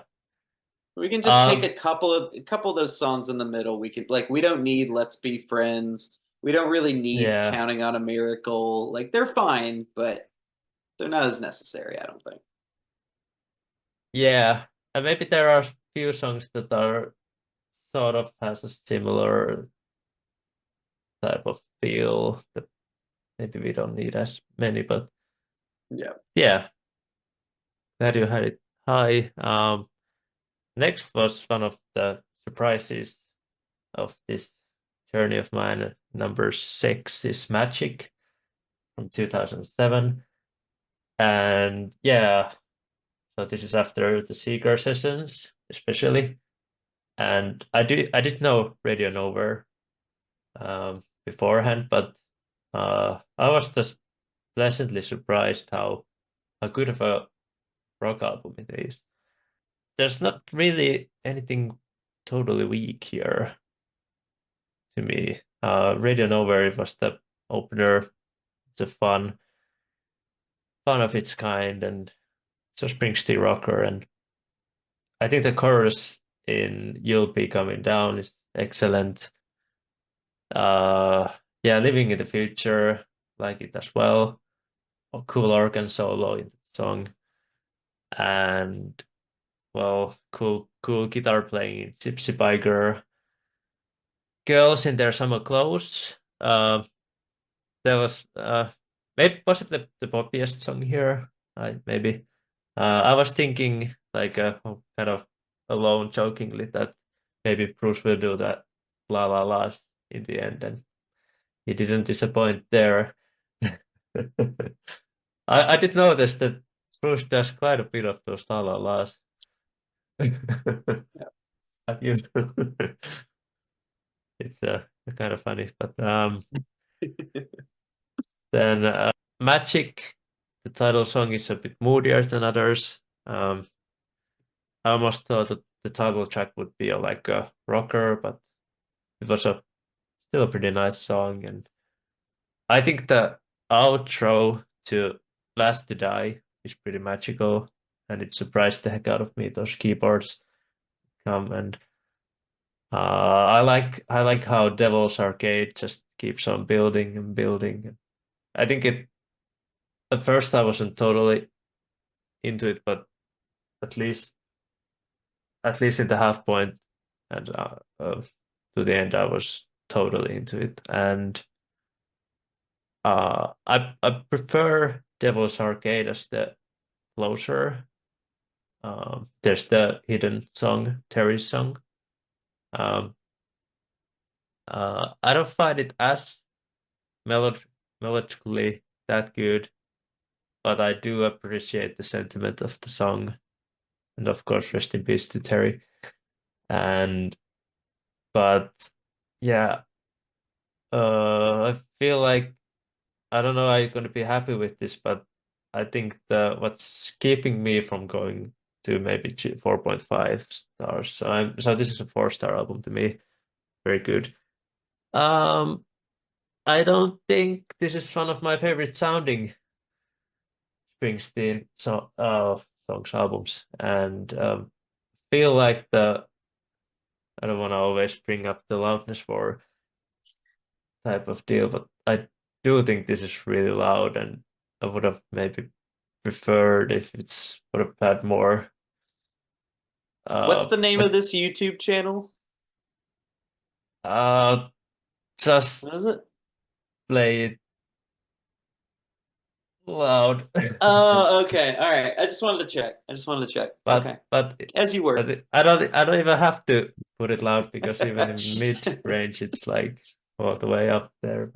But um, yeah, it's I don't know. I don't know how to exactly explain why I sort of but sort of the I feel like the dynamics are kind of squashed, and it's kind of like doesn't have the peaks and valleys. I don't know how to say it, but but I think the songwriting is just so good.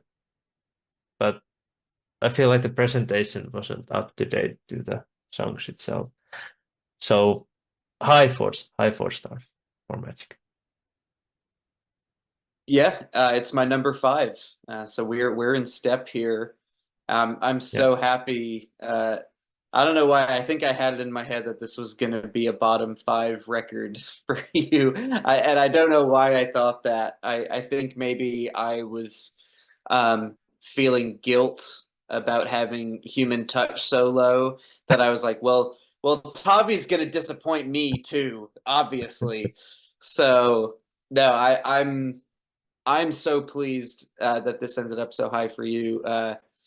Yeah. It's my number five. I feel like I'm like one of five people in the world that has this as a top five Springsteen record. And I know a few people who kind of view it as an inferior version of The Rising.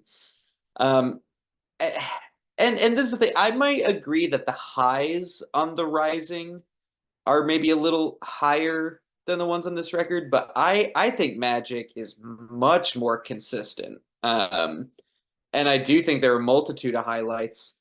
And I think it might be the best guitar album in his entire catalog. The guitars on this record are so kick-ass. They kick off Radio Nowhere with such authority, and they really rarely let up. You mentioned it, the four song stretch to open the record of Radio Nowhere, You'll Be Coming Down, Living in the Future, and Your Own Worst Enemy is super rocking, really killer. And then track five, Gypsy Biker, is this really alluring number that I think it kind of necessarily takes it in a different direction. And I think the album ends up flowing really well. You end up getting more great pop songs like Girls in Their Summer Clothes. And another one of my favorite Bruce songs is I'll Work for Your Love. I really, really love that song. Um, Once again, really fantastic title track. I think Magic is one of the most unique songs in his catalog. It almost has like a creepy quality to it that I really love. Um, yeah, I know some people, yourself included, don't like the production on this album, but I don't know. It doesn't really bother me. I've never been as sensitive to the loudness wars, with some exceptions, obviously. But the sound of this album, it doesn't bother me, and it's probably similar to certain records, maybe from the '80s that I would take exception to that you or other people would think, hey, this sounds fine. But I don't know. I liked this album when it came out, and I find myself liking it more and more throughout the years. Um, there's a part of me that also wants to go 4.5 stars on it, but I'm not quite there yet.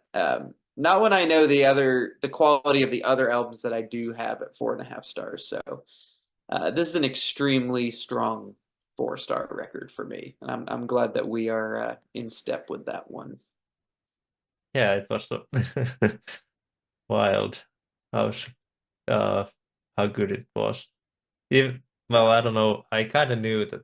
I think you have talked about this album, even with me, maybe that I should maybe listen to this. I don't know, but uh, and yeah, it's 47 minutes is just a good length. Yeah.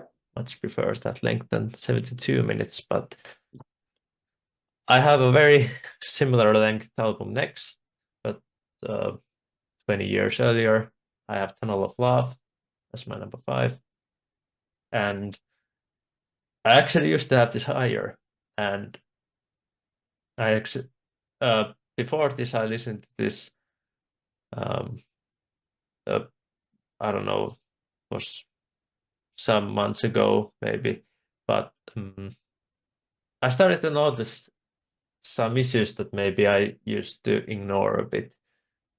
Sometimes I do have a tendency to ignore obvious problems, um, and this does have those. This used to be like my when I lived in a different city and I was going to school there, and this used to be my walking album. Walk to school and I put it on and had a good vibe with this. And um, one of the worst openers is Eight Cut You. I don't get that song, to be honest. It's kind of awkward to me. It's not It's kind not of the like this, best. yeah, definitely. It's sort of this tries to be sort of tongue in cheek, but I don't I don't hear anyone laughing. But just it's a weird. I would have preferred if it would have been cut and maybe I don't know, tougher than the rest. It's I don't know, is it too similar to start with how Born in the USA kind of starts, um but I do love tougher than the rest. Love the melodies on it and sentiment of the lyrics, and I have to be honest, I have to be honest that side two I think is the much prefer side two to side one.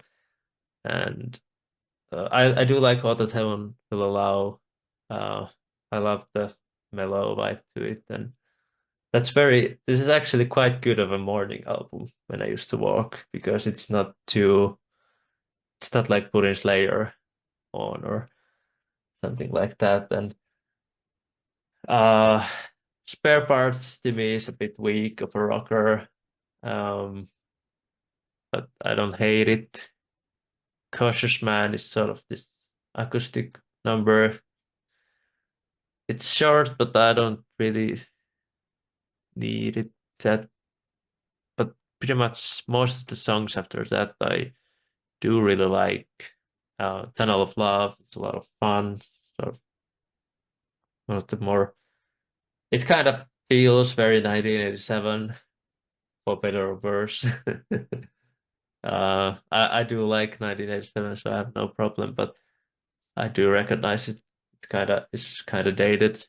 Um, I love Brilliant Disguise. Ooh, like that that could be like some artist's best song, and it's maybe not even the best Springsteen song. We will see it soon. But then One Step Up, I think is very beautiful, and When You're Alone and Valentine's Day. Um, if you want rocker, um, Bruce, you're not gonna really get it here.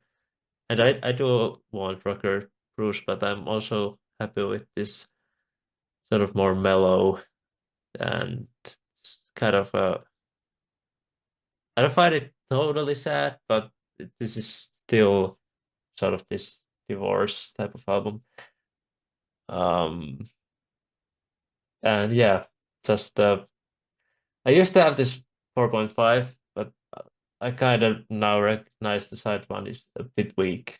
So 4 stars, The Tunnel of Love. It kind of hurts me because this like some of these albums has something that makes me want to go back to it.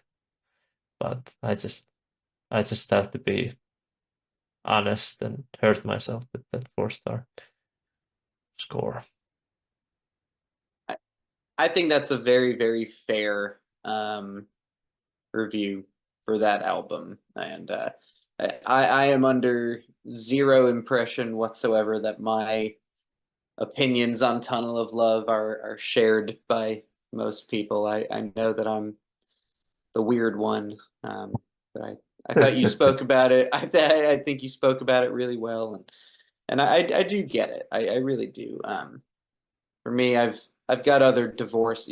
Give me Shoot Out the Lights and Blood on the Tracks and Echo by Tom Petty in terms of divorce albums.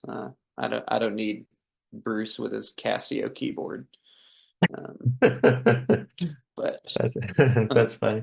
Um, yeah, I guess uh, this sort of maybe this kind of still like a pop album in a way. So it's kind of with those albums, I don't know, Echo or well, I knew that those other two, but those felt more like singer songwriter sort of, and this is more like a I don't know pop soft rock I album. agree I don't with that. know.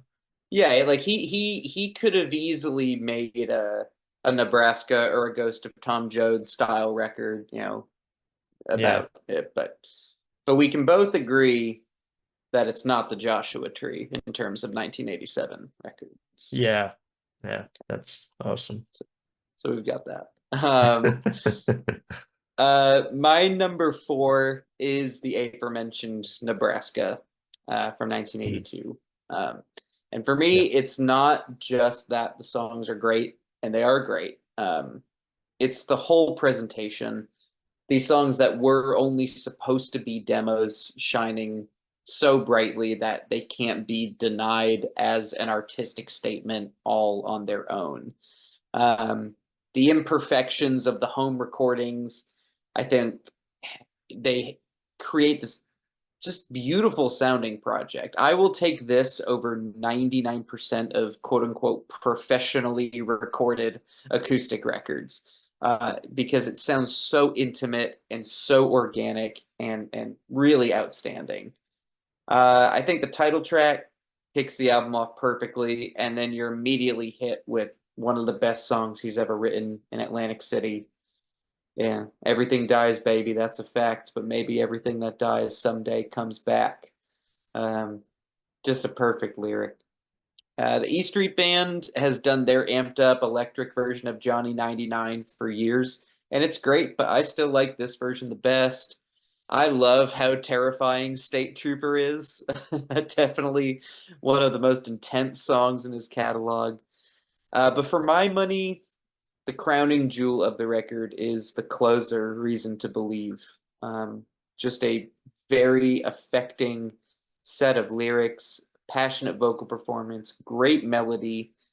I think it's the perfect closer to a near perfect album. I am up to 4.5 stars for Nebraska. yeah, yeah. Uh, I definitely agree with many points that you made, and yeah, it's a lovely review of Nebraska, and that we both enjoy that sort of album because that can easily go very. That I'm gonna It give can a go mid south for score. you. Yeah, um, it's a good length too. So Mm-hmm. like I don't if it's too long, it's gonna be the Ghost of Tom Joad, I guess. But Ayo. but next I have my number four. Is Born in the USA and 1984. This is the still the biggest Bruce Springsteen album. I'm I'm pretty sure, at least in sales. Or is Born to Run bigger? I thought this I is don't his. know off the top of This my is head. okay. Yeah, I want to say it's Born in the USA, and this had a lots of hit singles released, and I love a lot of the songs. Like title song. I think I used to have a bit of burnout with that song. Is it burnout? Is it the Yeah. term burnout? Yeah, burnout. Yes. Yeah, yeah. I was just thinking of the driving game, and it's like, is it the same title? Yeah, burnout. With the title song, but I do like how big it is, and I like the lyrics, and I don't mind the um, political lyrics are sometimes can be hit or miss, maybe with people, but I do like them here, and I think it's a good message. And like also Cover Me, I love the guitars on that song. I'm not always sure who plays which guitars because I think Bruce sometimes plays and sometimes Steven plays, and I'm not even sure and who plays like lead guitar. Is it because sometimes Bruce plays lead guitar, right? Yeah, I feel like Bruce has a very distinct lead guitar style. I think more often than not he's the lead guitarist on the albums, but um, yeah, some of them are probably Stevie. I haven't delved too much into a song by song breakdown or anything. Yeah, I don't know who is it here, but I feel like in maybe Adam raised again, it's maybe Springsteen, but I'm Oh, not sure.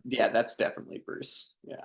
Yeah, and few songs that I feel are a little too, maybe even too, I don't know, too much fun. If you can have it, is maybe Darlington County or Working on a Highway. I don't really like Working on the Highway, honestly. Um, it's a bit too like, I don't know.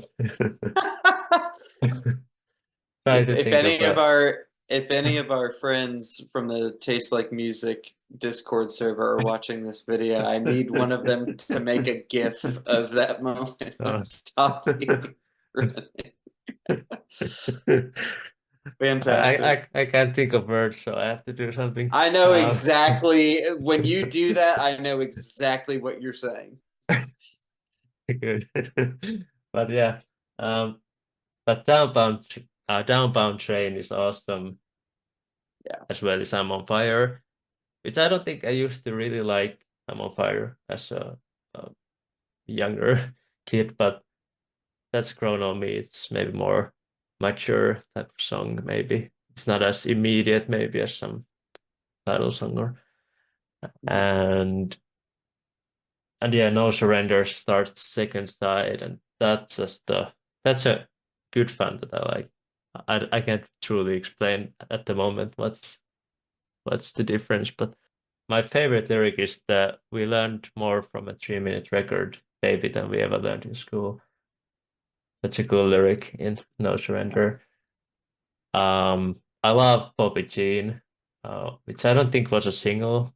No, no, it wasn't. And I love the just before the last verse ends, the lyrics and how Bruce says the last like goodbye to Bobby Jean. That's so even that one word and how Bruce sings it, uh, there's just some sort of magical feeling to it, and then the Clarence, this sax solo at the end is so perfect. Uh, One of my favorite sax players, like I feel like every time he comes, I'm like, yes, please, so good. And I'm going down. Maybe slightly there's an argument made is that a bit underwritten. This a bit like Down, down, down, yeah. down, going down, down, down, down, down, down. But I agree. that was actually well sung there. Um, really was. Um, but I still kind of like it, and Yeah, I might get flack to this, but I've never totally been as big of a fan of Glory Days,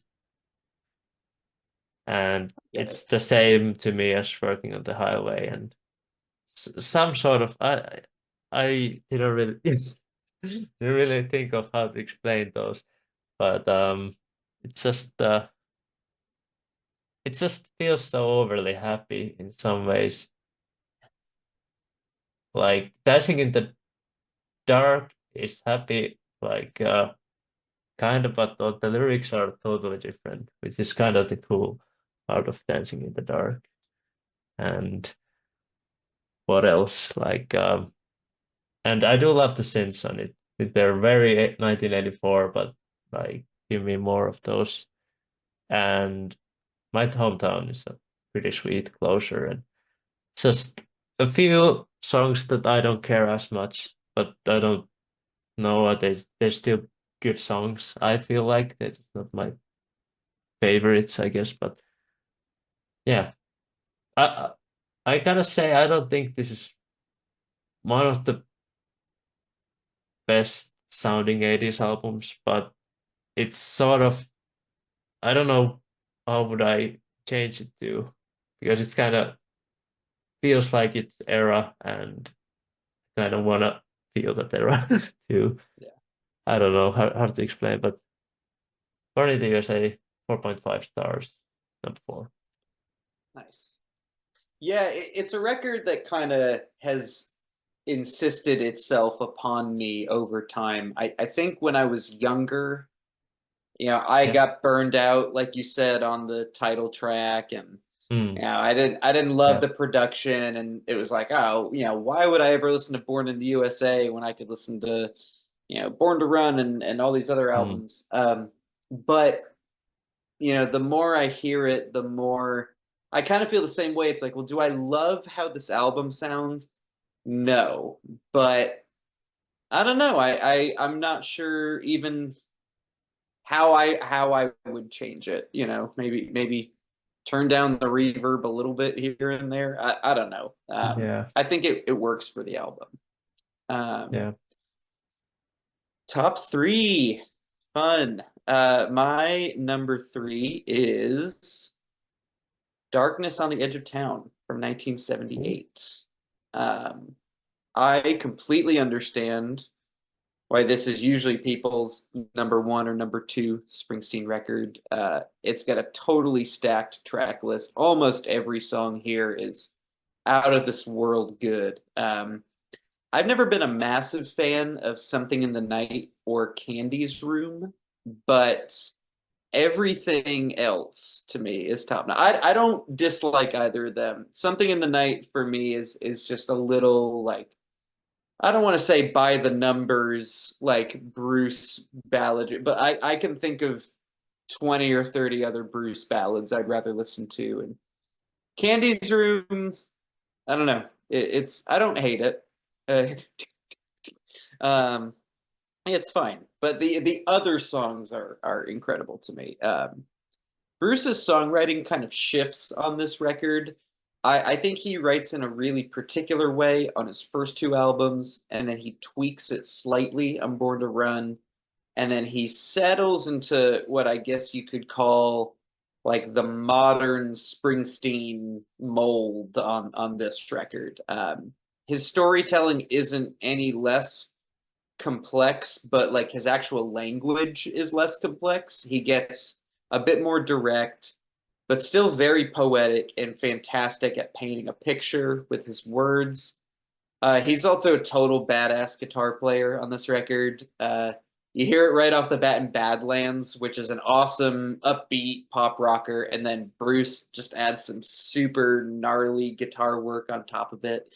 And then he kicks it up several notches on track two, Adam Raised a Cain. Easily the most blistering, incendiary guitar playing in his catalog, and a killer song to boot. Um, I could go on all day about some of these songs. Uh, the Promised Land, the title track, Prove It All Night. It is a wonderful collection of songs, and it's only my number three because I have that much love for my top two, but still an easy 4.5 stars for Darkness. Well, I can't be mad because it's top three Bruce album that's really high. Um, I really had to think what album I'm missing from your list, but yeah, I did get find it. But my number three, you already talked about this quite a while ago. Um, The River, 1980, and uh, I have to admit that you're a bit right here. I think this is like I feel like this has lots of highlights to me.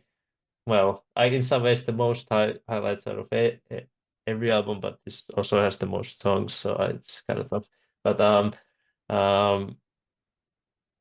I feel like the ballads here are better than some of the rockers, and some of the songs that I think of like I never really cared about Cherry Darling myself.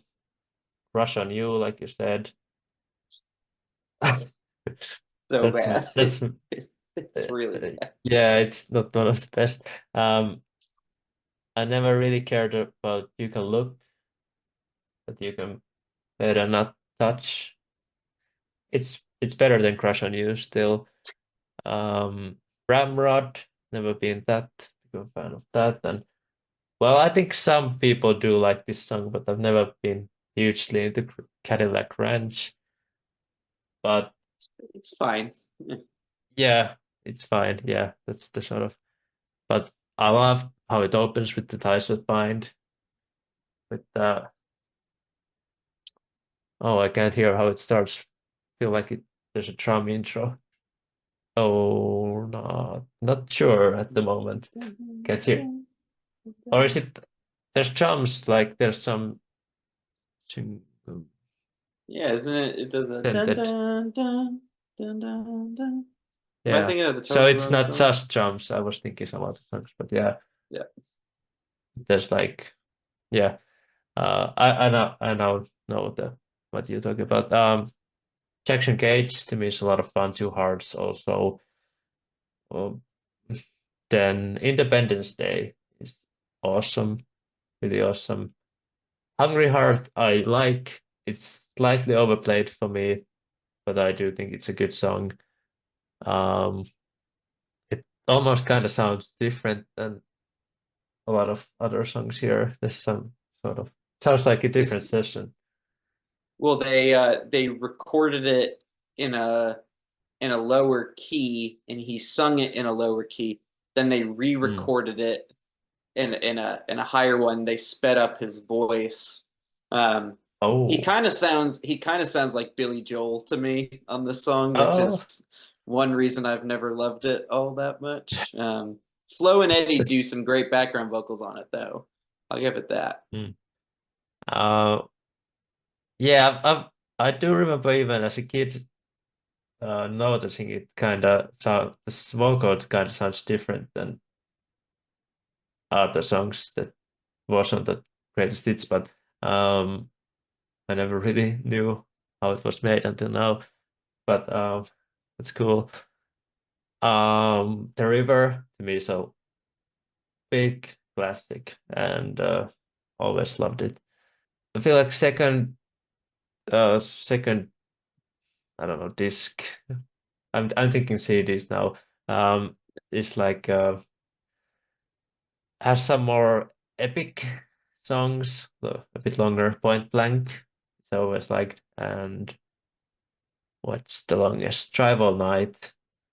Um, which I Drive All Night used to be my randomly my bicycle song from getting out of work because it was like similar length than it would take me that bicycle ride and so sort of 8 minutes and yeah I don't know why exactly that song but I do love the again there's the clarinet sax solo as we all love and yeah I do like those longer type of songs and um I like Wreck on the Highway I like the lyrics of it and the Price You Pay and so I guess what I'm trying to say that most songs here are good, but there are some questionable ones. I can get it this perhaps single album rate the length because it's like maybe three sides is my like I can get it to well of course I can get it to pick just 10 best, but I kind of also would be sad some would be cut, but maybe if released otherwise I would be okay. But um and I remember I've made like a 10 song version out of River, but I didn't find it. I used to have like a Spotify playlist. But yeah, it's but I agree with the it's has sort of similar type of songs. Especially I feel like in the rocker type of songs are kinda a similar qualities too. And yeah, I don't know, just gonna leave it as that and 4.5. I do like the I'm a Rocker song, but maybe too much. And yeah, 4.5 Force the River, number 3. I mean, most Springsteen fans would agree with your assessment of it. I want to love it because Yeah. I don't just want to have a different opinion for the sake of having a different opinion, but We've both done it so today. of course. My my number two, the one that you haven't been able to put your finger on, is The Wild, the Innocent, Oh, and the yeah. E Street Shuffle. I love this album. I think this Hmm. album is so damn cool. The debut record came out just earlier in the year in 1973, and within that calendar year, Bruce and this early version of the E Street Band have developed even more swagger. They've gotten so much tighter, and they seem to have a much more cohesive vision. Even though that vision doesn't last very far beyond this album.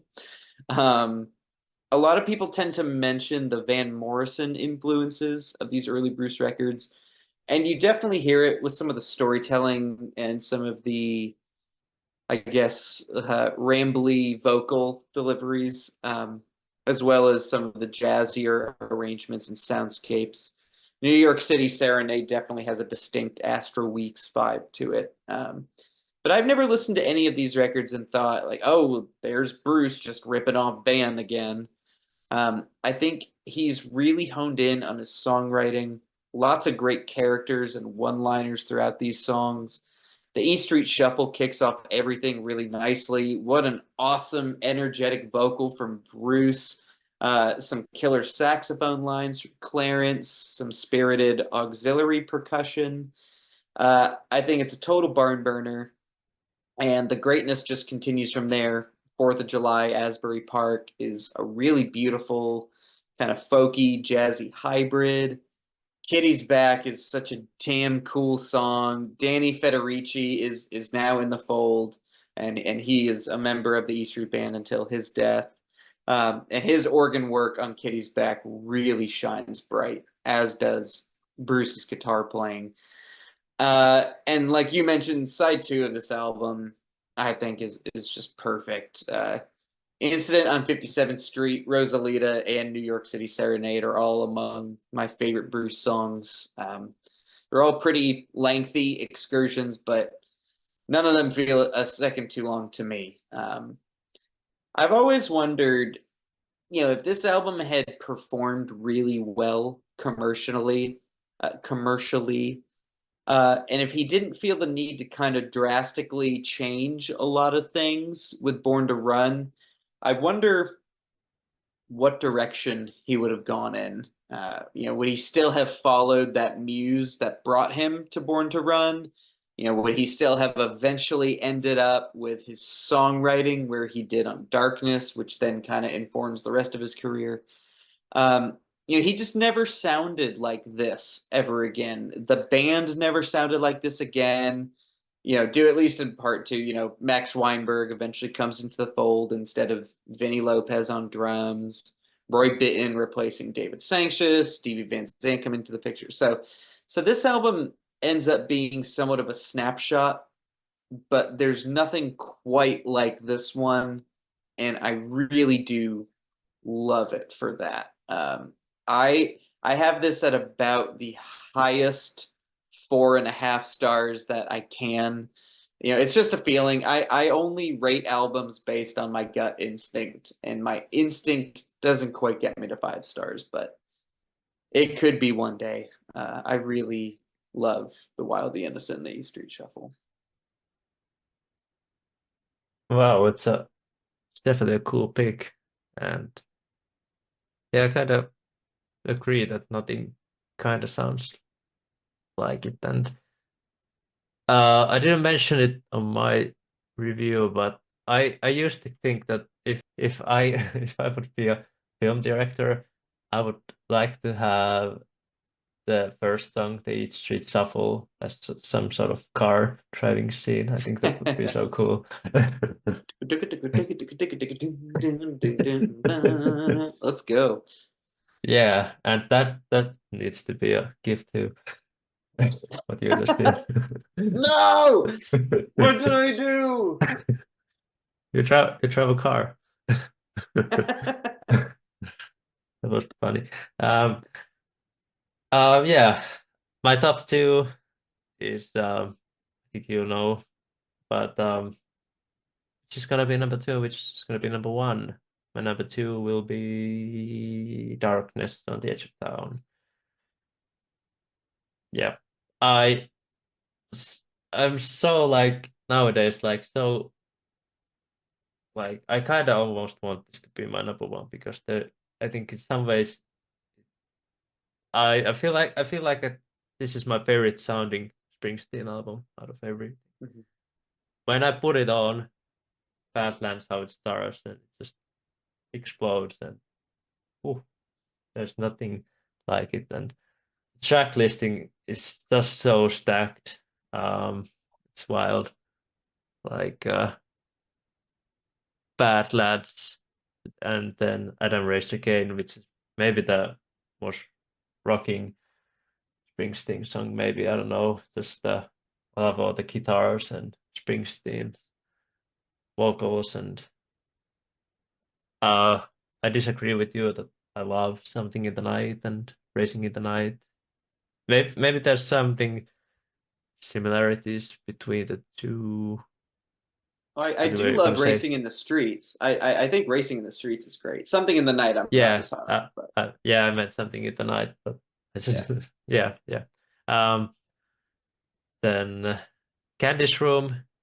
I used to not be a big fan, but um, it just has sort of energy. I did the hi hat accidentally. I should have done the snare hits, but um, uh, I'm sorry. But uh, I do love how it builds up, and the guitar solo to me is very cool in Candy's Room. Kind of unique, although it may be a similar tone to some solos in Adam Race Again. But then side two, um, if I have to pick a least favorite song to me, it's probably Factory. Um, it hurts, but it's like almost kind of an easy pick because it's so short. But I kinda, I do like this all. It's not a bad song here, and Streets of Fire is very cool. A lot of swagger that Springsteen has in that song, and um, it's kind of heavy, but it's also slow at the same time. Kind of, I don't know. It's very cool. Prove It All Night is so much fun and one of my favorites. And Darkness on the Edge of Town is a damn classic song and an album. But it's still it's still not my number one. But it's a 5-star record for me and one of my favorite albums of 1978, if not my favorite. And yeah, my number two, Darkness on the Edge of Town. Yeah, I think off the top of my head, the only 1978 album that I can think of that I like better is Excitable Boy by Warren Zevon. Mm. Um, Other than that, it's definitely way up there for me. Beautiful Yeah, review. Um, Very well spoken. thank I you. could have sworn that was going to be your number one. Um, Oh, but we share the same number one. It looks like you know the obvious boring choice, but I can't lie to myself. It's Born to Run, yeah, 1975, and yep. I don't want to say that it's not close because I do love Darkness and Wild the Innocent, but I simply I don't have a remotely negative thing to say about Born to Run. I think it's a perfect album. Five of its eight songs are some of my favorite Springsteen songs ever, and the other three are no slouches either. People sometimes will knock down Meeting Across the River, but I think it's such a cool mood piece. I think the way it segues into Jungle Land is perfect. Front to back, it's a masterclass of killer songwriting and exuberant performances. And I think similarly to the album before it, it's kind of a singular work in his catalog. So you've basically got the classic E Street lineup in place now. Stevie Van Zandt isn't fully in the fold yet, but he contributes a couple vocal parts and he helps with the horn arrangement on 10th Avenue Freeze Out. For the most part, everyone's there though. But it kind of exists in this world halfway in between like the straightforward heartland rock that they're going to become known for and the jazzier arrangements of the first two albums. And Bruce's songwriting exists in that in between as well. And for me, that's the ultimate sweet spot. I love Bruce. I love what he was tapping into on the first couple records, and I love so much of what he's done over the last 45 years. But Born to Run is quite easily the pinnacle for me. He was so hungry to succeed. He's like the quintessential musician that like I don't have any other options. Like for me, it is this or it's nothing else. He had to make sure that this worked out for him. And you can hear that hunger in every single song. I don't think his voice has ever sounded more passionate than it does on Born to Run. And that voice drives every single song, regardless of what tempo they are. They always feel like they are propulsing forward. There's an incredible movement to all the songs on this record. And as desperate as you can tell he is, he still takes the time to basically write a love letter to the music that speaks to him the most. I mean, you can hear shades of Roy Orbison in his voice. You get the Bo Diddley and Buddy Holly influences on She's the One, the Stax style horns on 10th Avenue Freeze Out, obviously the shades of Dylan and Van Morrison and the lyrics. He throws it all into this blender and it still comes out sounding like nothing that came before it. I think it sounds so original, and still to this day, I think it sounds so fresh. It's overflowing with creativity and emotion and power. I have more to say about some of the individual songs. We're about to get to that, so I'll save it. But for me, in my book, Born to Run is a total masterpiece. Easy 5 stars and my favorite Bruce Springsteen album. Love the review a lot. Agree with many points. Can I throw you under the bus for a second? Please do. What's the worst song of Born to Run? My least favorite is probably Night, which I love. I think it's great. I think it's got great energy, really cool chord progression, great vocal performance. But I mean, it's 8 great songs. Something has to be last. So I'd probably say that one. Yeah. That's why I said that throw you under the bus, because whatever you're gonna say, it's gonna hurt. Can you imagine if I said probably Born to Run? Yeah. Oh, it will be. Well, maybe what's it's my. what's your least favorite song on it? Is it Born to Run? It's not. Well, it's gonna hurt people if I'm gonna say it, but maybe I should say it still, since you asked. Maybe 10th Avenue Freeze Out, but I can't explain why completely, because I think this is the most near perfect that you can possibly humans can create on an album form.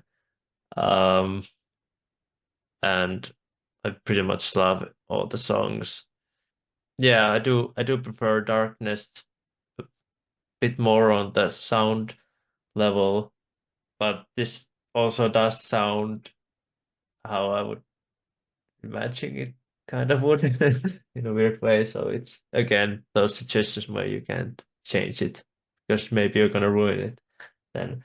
And okay, well, not completely, but maybe we'll still some ways. But I have one odd thing to say here, and in Born to Run title song, I've never liked the glockenspiel that sometimes happens, especially on headphones. These aren't my typical when I listen to music. I have Sennheisers, but um, I never like the feeling when those happen. They're very like I can't explain how it feels, but it feels very. Always get the same reaction, even if I think the song is awesome. But when those happen, they happen a few times. So those are the only slight negatives that I would maybe get rid of those glockenspiels in, especially Bond Run. That was very odd, yeah.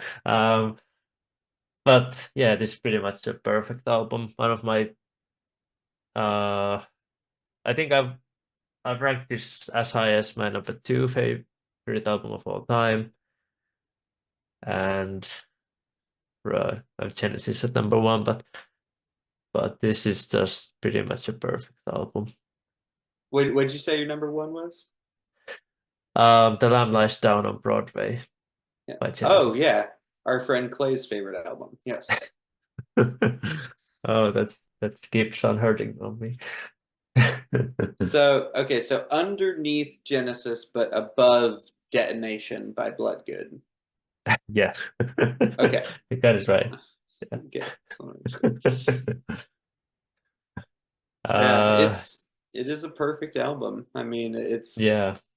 it's sometimes you have these album rankings where you know what the number one is going to be, what most people are going to say, and you know, I Yeah. understand why some people want to be different and say something else, and I mean, Mm, and sometimes it naturally happens. I mean, yeah. we're talking about a lot of Fleetwood Mac right now, and I like Fleetwood Mac. They're not one of my favorite bands of all time, Mm, and because they're not one of my favorite bands of all time, like I'm not, yeah.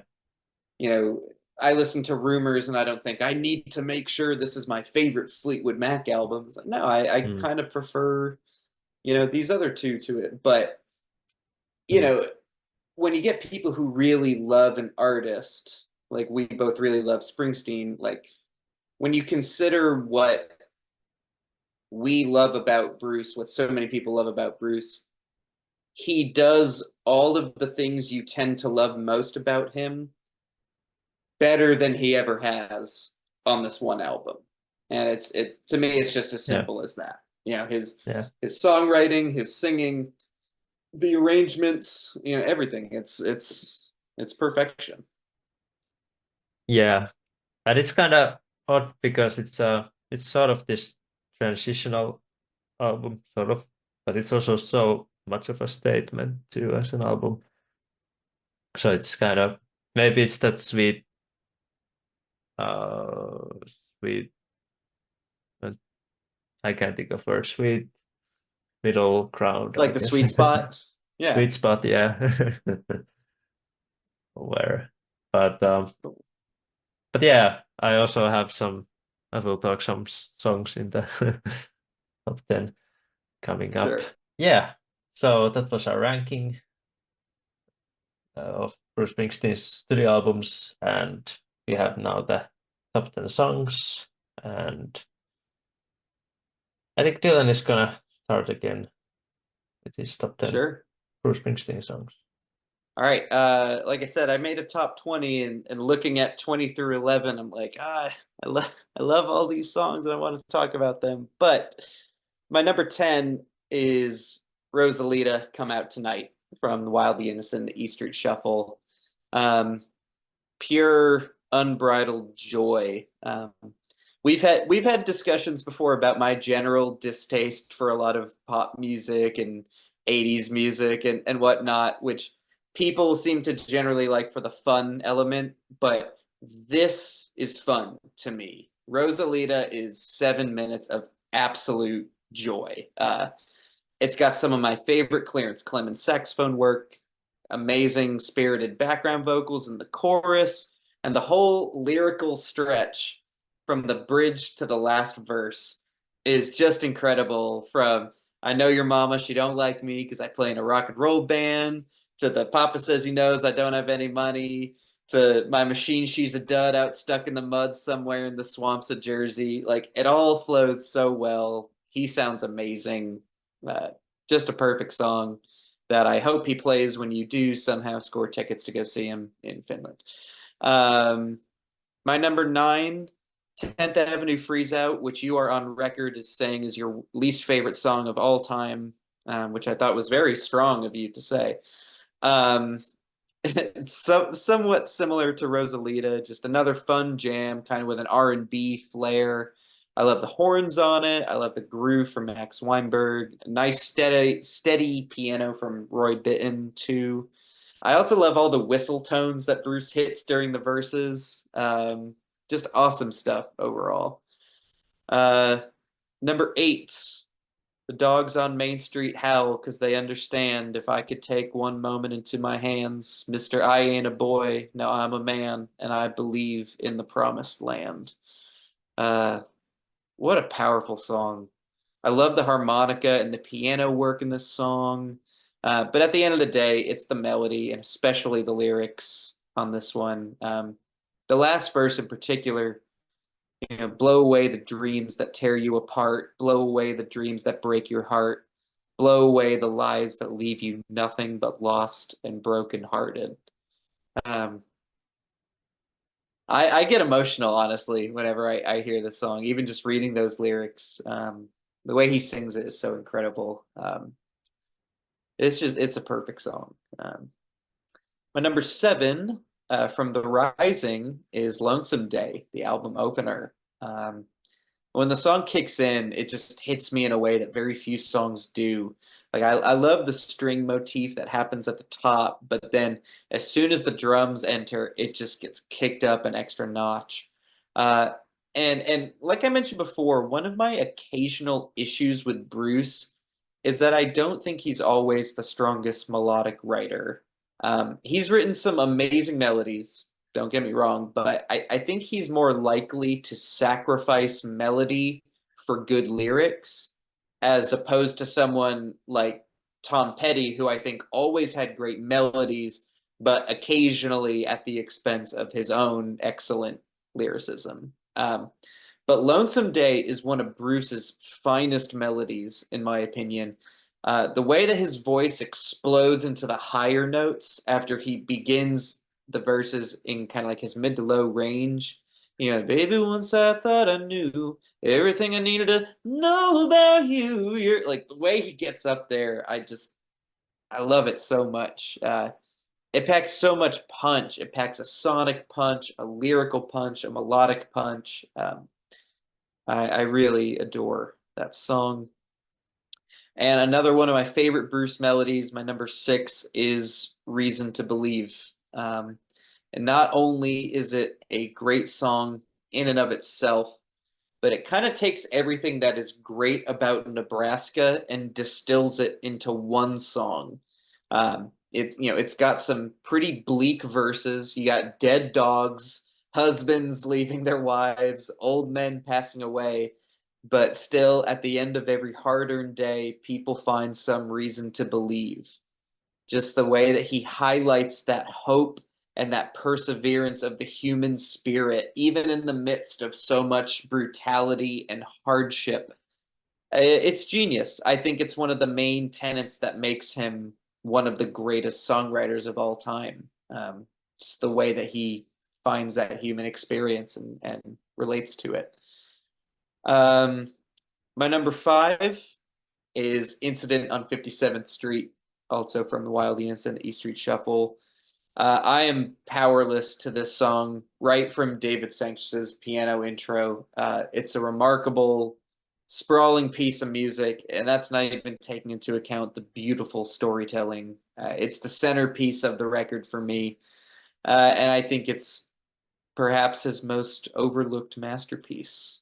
Um, Number 4, the title track for Darkness on the Edge of Town. Everybody's got a secret, son, something that they just can't face. Some folks spend their whole lives trying to keep it. They carry it with them every step that they take, till someday they just cut it loose. Cut it loose or let it drag them down where no one asks any questions or looks too long in your face in the darkness on the edge of town. I mean, this guy is brilliant. I don't know how people can deny his brilliance. Yeah, it's one of these things where like I feel like it's kind of fun to ask people like, hey, who's an artist that everyone seems to love that you don't love as much? Whether you think they're overrated or you just don't like them as much. And I feel like 9 times out of 10, when I ask people that question, their answer is Springsteen. And I get it because Bruce is one of the most famous rock stars of all time. He gets so much praise. It seems like everyone loves him. But now I feel like it's almost this thing where I feel like I don't want to say he's underrated because, again, he is so famous and he's so well regarded and decorated. But I don't know. I even feel like maybe it's even just in our circle, even my circle of friends in town. I don't know. I feel like they don't give him the props he deserves sometimes. But yeah, more great organ and guitar work on Darkness on the Edge of Town. But it's the lyrics for me. And my top 3 all come from my number 1 album, and my number 3 is the title track, Born to Run. Yeah, highways jammed with broken heroes on a last chance power drive. Everybody's out on the run tonight, but there's no place left to hide. That stanza sort of perfectly describes his mindset writing and making this record. And he sets it up against this awesome kind of Phil Spector-esque wall of sound, and he creates one of the most iconic songs and title tracks of all time. Not sure what else I can say about this song that hasn't been said. My number 2 is Backstreets. I absolutely adore Roy Bittan's extended piano intro on this song. I think it sets the scene perfectly. When the drums and the organ and guitar all crash in, it feels so cathartic. And I think that this song, more than any other on the record, is where all of his emotions really come out. Just the sheer sound of his voice really impacts me here. Um, More excellent storytelling, more total perfection on a perfect record, and number 1, one of the greatest album openers of all time, Thunder Road, my favorite Bruce Springsteen song. Another A-plus piano performance from Roy Bittan, and Bruce's harmonica part is also perfection, I think. One of my favorite sets of lyrics ever written. I think that Thunder Road stands alongside anything that Bob Dylan, Joni Mitchell, Neil Young, Leonard Cohen, name any of the all-time great lyricists, and Thunder Road is as great as anything that they've ever written. There were ghosts in the eyes of all the boys you sent away. They haunt this dusty beach road in the skeleton frames of burned out Chevrolets. They scream your name at night in the street. Your graduation gown lies in rags at their feet. I'm getting chills. It's amazing. Everyone does their job on this song. It gains more and more steam as it goes on, before finally exploding into that saxophone leg coda. It's a strong candidate to be in my top 25 or 50 songs of all time. And yeah, definitely my favorite Bruce Springsteen song. Yeah, a cool list. Didn't Not sure how many we have in common actually. Can it just be one? I'm not exactly sure, or did I miss Wow. something? I don't I know. guess we're gonna find out. But yeah, this list was difficult. This list is wild. Um, the amount of songs that you can pick and quality songs that you have to leave out is heartbreaking, and it's all Yeah. because of me and my stupid rules. uh, I'm not even sure at this moment is my list completely 100% certain, but I'm going with this for now. Number 10 is from Born in the USA song Bobby Jean, which always been one of my favorites. And um, I uh, well, I guess I already talked about it, but I guess mostly it's about the Springsteen and his voice, which is um, a big thing for these songs, and the outro with the sax solo is just so perfect, and you just don't want it to end, but things have to end sometimes. And yeah, number 9 is always been one of my favorite songs from the Darkness album. It's Something in the Night, and I always just love the mood of it. And yeah, I see what you're saying, though. It's kind of has a it's kind of been done maybe earlier, but I just love everything about it. But it's still, well, it's in the top 10 songs, but number 9. Um, Number 8 is from Born to Run, and She's the One, and which I love too, and I love the anthemic nature of the song, and it kind of has this sort of, I don't know if this vibe to it, I don't know, sort of rock and roll or some sort of it, but it's a cool one, definitely. Born to Run. My number 7 is I don't I don't re well, yeah, no, you had another song from this album from Nebraska at Atlantic City, and love the lyrics of this song, and even it's very simple. Um, it's just a lovely melody, and I one thing I love about Nebraska and this song, especially, is the way how the Bruce's own backing vocals sound, and how he kind of uses them, and just gives another flavor to the song, I guess. And um, number 6, we all knew this is gonna happen. It's Human Touch, the title song, and I do love it a lot. And it's a 6-minute song, 6.5 minutes, sort of the longest song of the album. And yeah, I do love Bruce's vocals a lot. And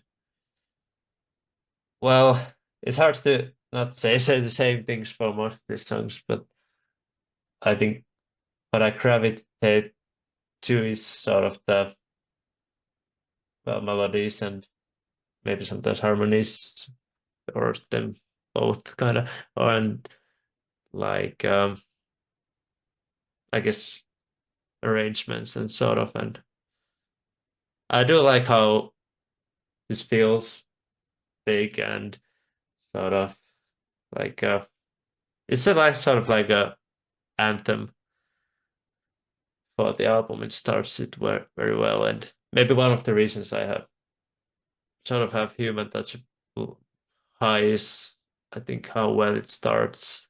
Sort of kind of just want to keep listening to that song. But yeah, back to the classic era. Number 5 is Thunder Road. So that's the first in common, I think. Yep. Yep. Yep. And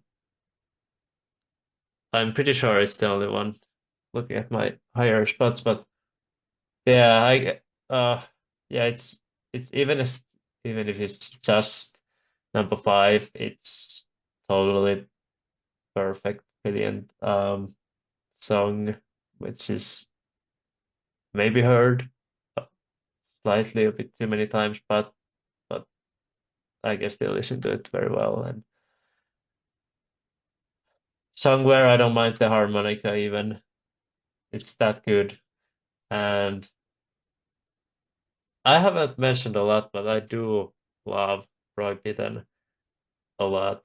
I love how he plays, and even I recognize him even when he's not in the his street band, when he's done like session work, when he comes up and he has kind of, I don't know keyboard terms or anything, but he kind of, I kind of feel like he hits the keys kind of hard. It's kind of like a, I don't know, I'm missing terms here, but I usually know when it's uh, Ray, Roy Bittan is in the town.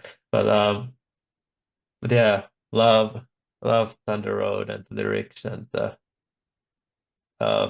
how it goes. You had a beauty, but they ain't all right, or how does it go? I don't know. What was that? Like the lyric, I'm trying to think. It's like you had a beauty, Oh yeah, but show a it little faith. There's magic in the night. You ain't a beauty, but hey, you're all right. yeah, that yeah. Fantastic. Yeah. Um, Number four can be a surprise, but that song has keep right, uh, just keeps on growing on me a lot, and I love playing it. And it's from Tunnel of Love, Brilliant Disguise, and yeah, it's a damn brilliant song. Um, just Even I've always liked Brilliant Disguise. yeah, even Dylan approves this one. Um, not the others, but I'm joking. Um, just I kind of love just the flow of it. Just it's kind of, to me it's pretty much a songwriting masterpiece. Even just the uh, lyrics, the melodies, how it fits to the song. Otherwise, and playing and whatever you can think of. Really can't find anything to fault, except that it's my number four song. And there's three that I find a little slightly bit better. Number three is a classic. The River is my third song. And oh, I'm sad that I didn't bring up any lyrics. Um, I probably should have here. What's the best lyric here? There's so many good ones. It's such a great song.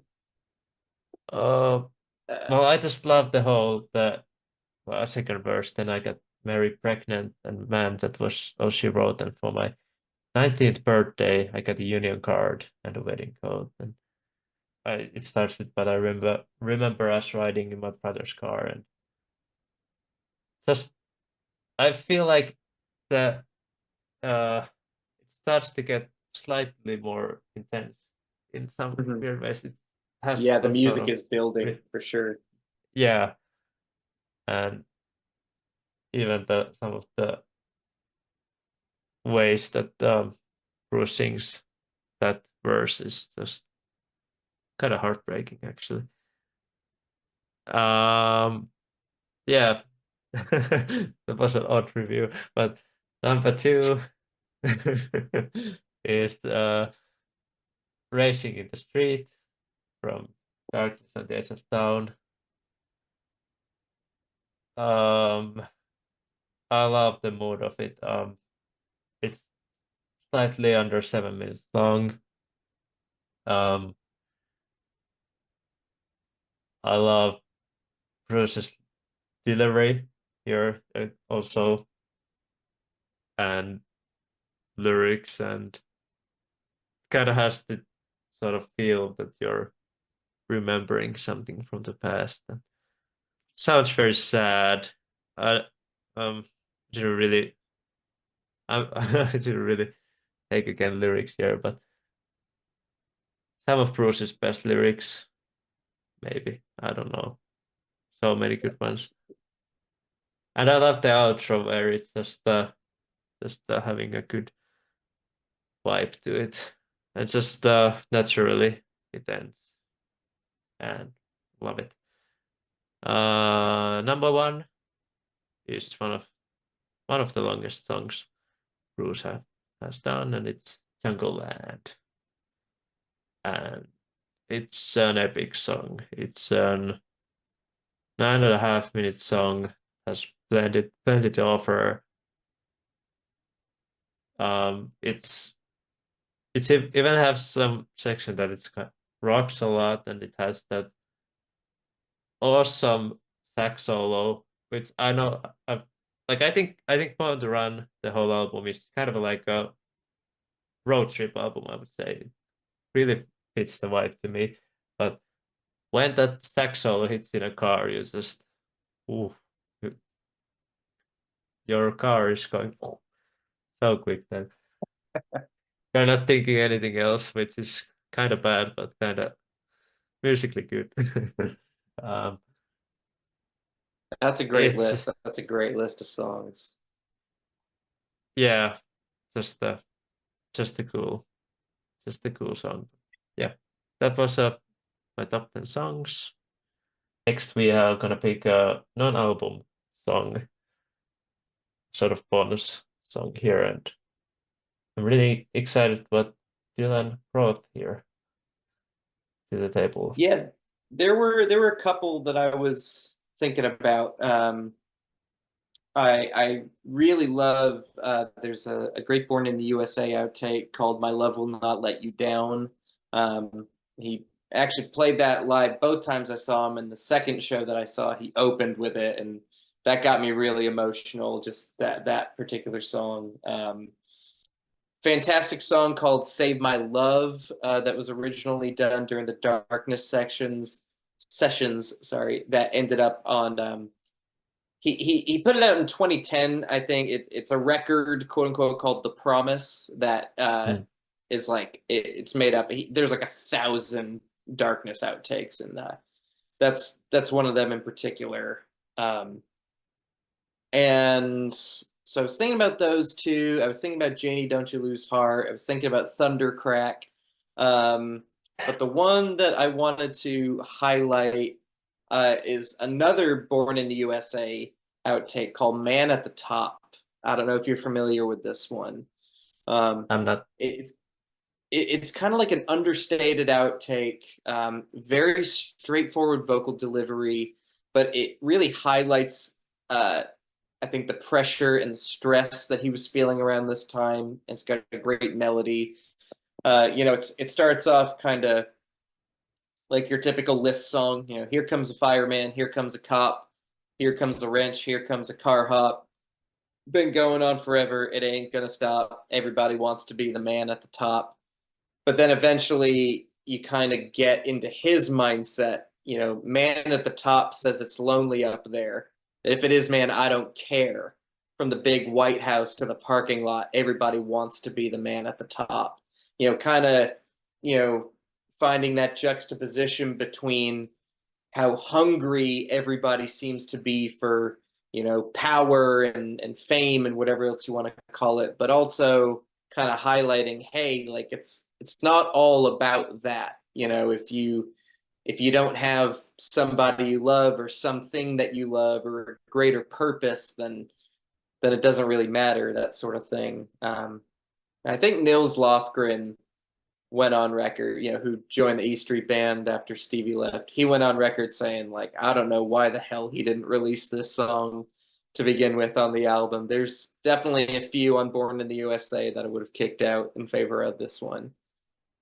So that one, that's the one I want to highlight. And if everyone out there isn't familiar with it, highly recommend it. Yeah, I need to check it out, definitely. Um, I have to be honest, I- I've definitely had a lot of on my plate recently, so I didn't check out too much outside of these albums because of Mhm. have been a lot, but I kind of also knew that I want to pick this song, and I actually brought I have this on CD single actually, so it's Secret Garden from the Jerry Maguire movie, which I Mhm. love, and I I I can't say this is one of.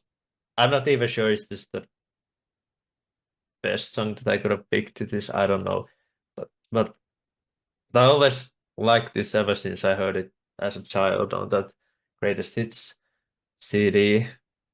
And just a disclaimer that I usually think of those studio albums that in this segment that shouldn't be on those 21 studio albums we just did, so it can be on compilation or maybe even like this movie soundtrack. But um, just I just love well love the mood for it, and well it fits to the movie as well, and how it's so romantic to me, and just Bruce's heartfelt somber vocals, and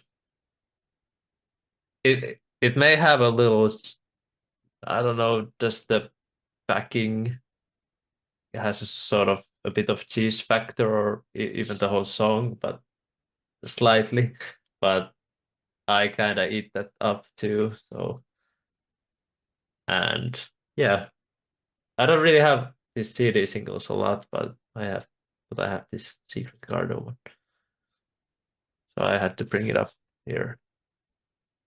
It's awesome. That Look at was us. We did it. we did it. That's just just a few hours too, but we are here. Um, and but yeah, it was a fun journey, and I was really glad you came here, Dylan, and we got to do this, um, and hopefully this is not the last time we see each other in some form. Although we are in the same server, so obviously we see in Discord, but it'd be fun to talk in some other time too. And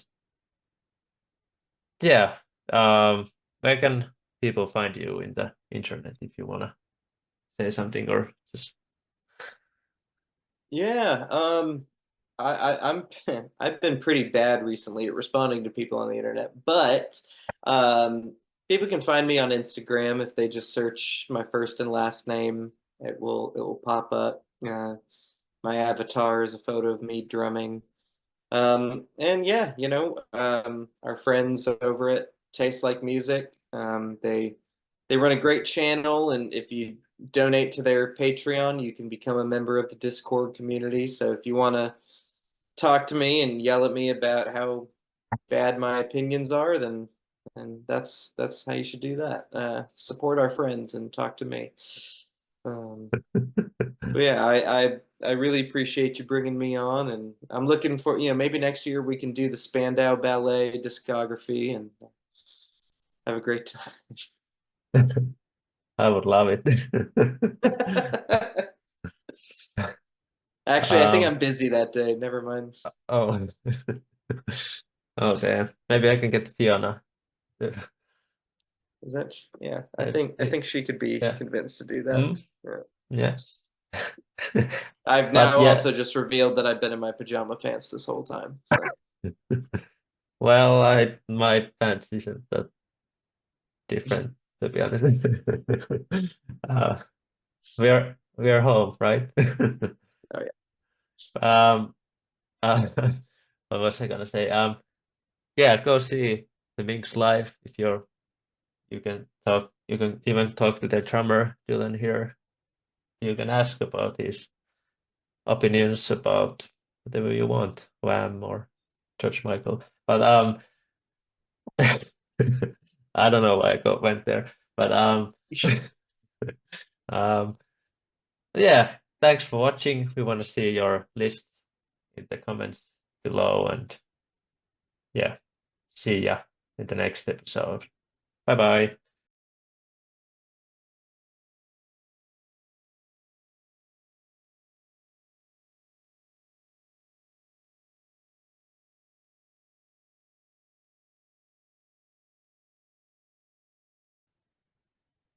Oh, we are still here, Dylan.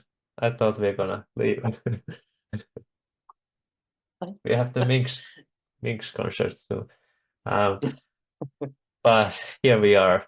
We're still not done. We're still not done. We have one segment to go, and it's our encore episode of our top 5 Bruce Springsteen vocal performances.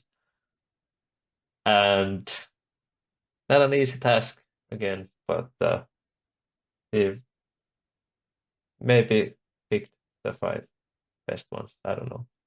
We will see. But Dylan is gonna start with his top 5 vocal performances by Bruce Springsteen, the boss. Yeah. Yeah, I picked 5 songs that really stood out to me. You know, if I was really going through every song and grading them on vocal quality, it would probably be a lot different. You know, it might be just Yeah. my top 10 songs list, I don't know. But when I think about him as a vocalist, um, songs that, you know, stand out to me as pretty unique, these are the ones I think about. And these are in a very loose order. This is not set in stone at all. Yeah. Number 5, that I don't know if a lot of people would really think about this song as being a great vocal performance, but I want to highlight All I'm Thinking About from Devils and Dust. I just because I've always loved his vocal on this song. It's a very tender whisper. You know, the song moves along really nicely.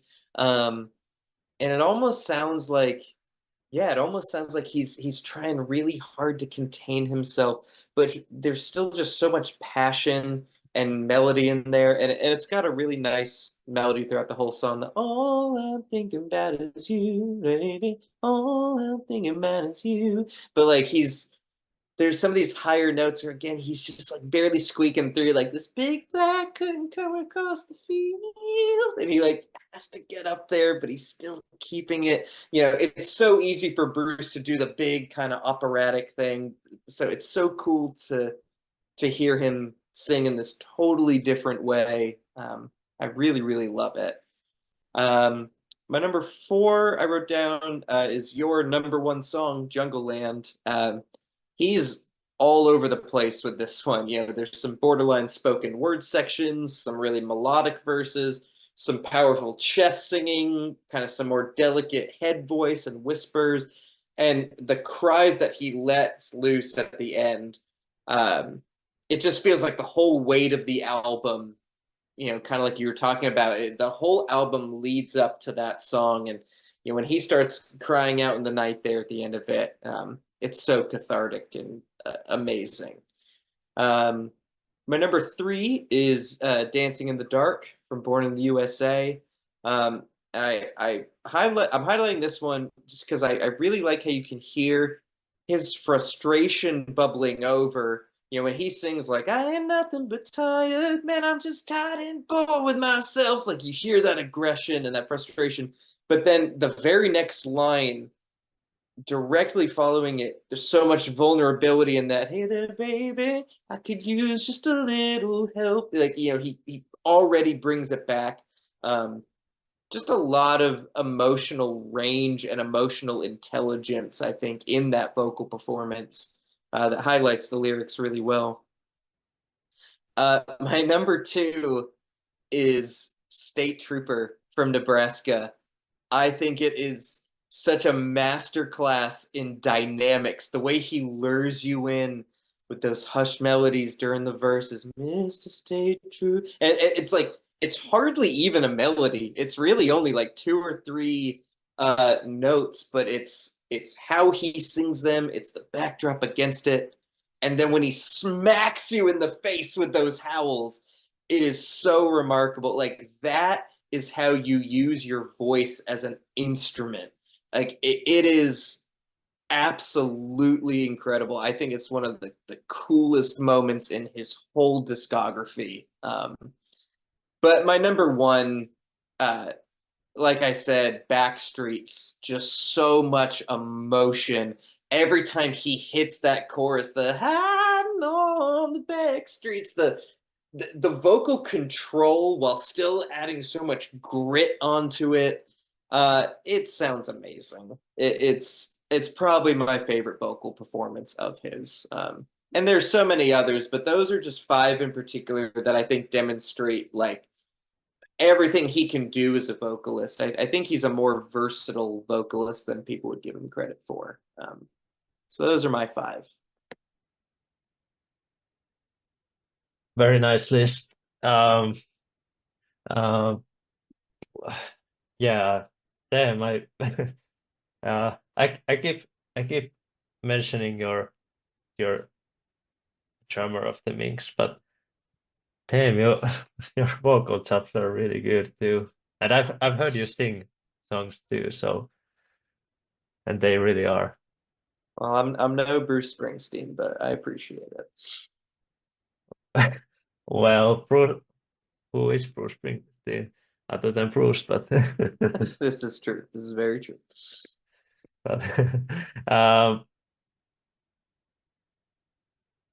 um, I guess a bit disclaimer is I kind of wanted also to pick outside of my top 10 songs Hmm. because if I'm totally honest, maybe you can find every song maybe in my top 10 songs because I'm Yeah. I'm a maybe like I'm not I'm totally sure, but there's a lot of great vocal performances that you can pick from this fella. And the funny thing is that we have something in common. I also wanted to pick a bit of outside pick. Well, I don't know, outside pick, but sort of that's maybe not usually my type of deal. But I think he does it perfectly here, and that's State Trooper. Which, yeah, I talked about the outro earlier, and to me, that's one of the most wildest Bruce Springsteen things he has ever done. Comes out of total surprise, and how well he does it. It's wild. But Yeah. yeah, I don't think it has the best melody out of you could pick. It's kind of simple in a way, but Yeah. maybe a bit too simple. But to me, it fits to the atmosphere. I don't know of the song, and it's Hmm. just so cool. And it's it's it's kind of it's it's kind of unique in its own way, and even it's kind of maybe you've heard it before 100 times, even in a weirdly way. Um, number four, I had to bring up again this Secret Garden. I do love this vocal that much, and it's maybe my favorite, like sort of romantic styles of Bruce Springsteen vocals, and uh, it makes me love him even more, to be honest. And that's not a bad thing. And yeah, I love it. Number three is so one of my favorite songs in of Lucky Town, actually, is my next one. It's Living Proof, which I think it's a cool vocal performance with it's I feel like it's a rocker, so kind of a rocker, but the vocal is surprisingly burnable, I would say. You can hear Hmm. from his voice that he's been through a lot, and I forgot the why that it happens, but even his voice kind of goes. I don't know, is it falsetto or what? It kind of something Yeah. about his baby. He sings, and it's just so perfectly done. Ooh, that vocal performance alone is it's maybe not a top 10 song for me out of because the competition is so wild, but one of my favorite vocal performances still. Um, Number two, I just have to pick a swagger one. It's Adam Raised the Cane. It's Yeah. so cool. I was thinking about that one too, and Yeah, oh, yeah, it's just so good. yeah. It's so good. Like, um, it's a voice you wanna in a Bruce Springsteen rock song, and um, it kind of sounds like dangerous. I must say scary, but maybe not scary, but dangerous, maybe preferred. Yeah. Um, and it kind of looks like the what is that if you watch the Darkness on the Edge of Town cover, it's that same guy who's singing the Hmm. song, hands in his pockets. But yeah, just the total force to be reckoned with this one. Hmm. Number one, it's from my top 10 songs, and it's always been one of my top vocal performances, and it's The River. It's a classic, sort of ballad type of, but uh, I don't know what to completely say.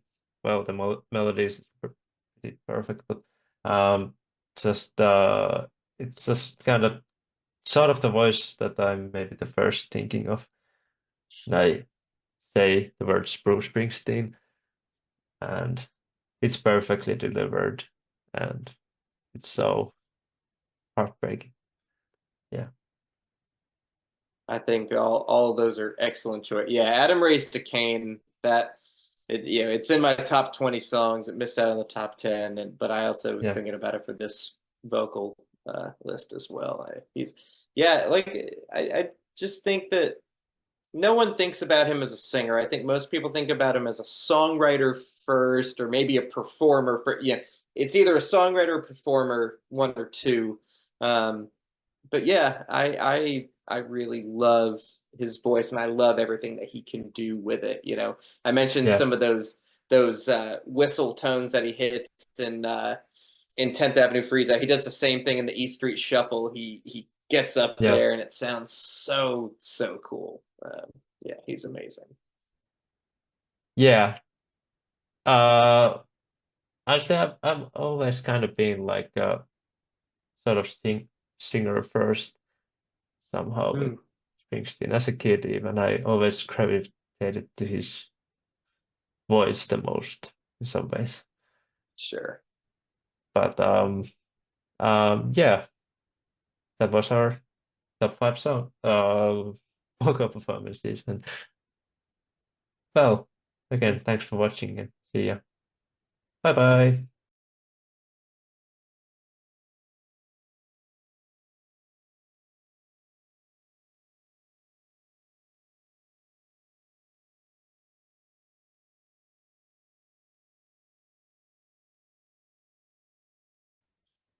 That was a great encore, I thought.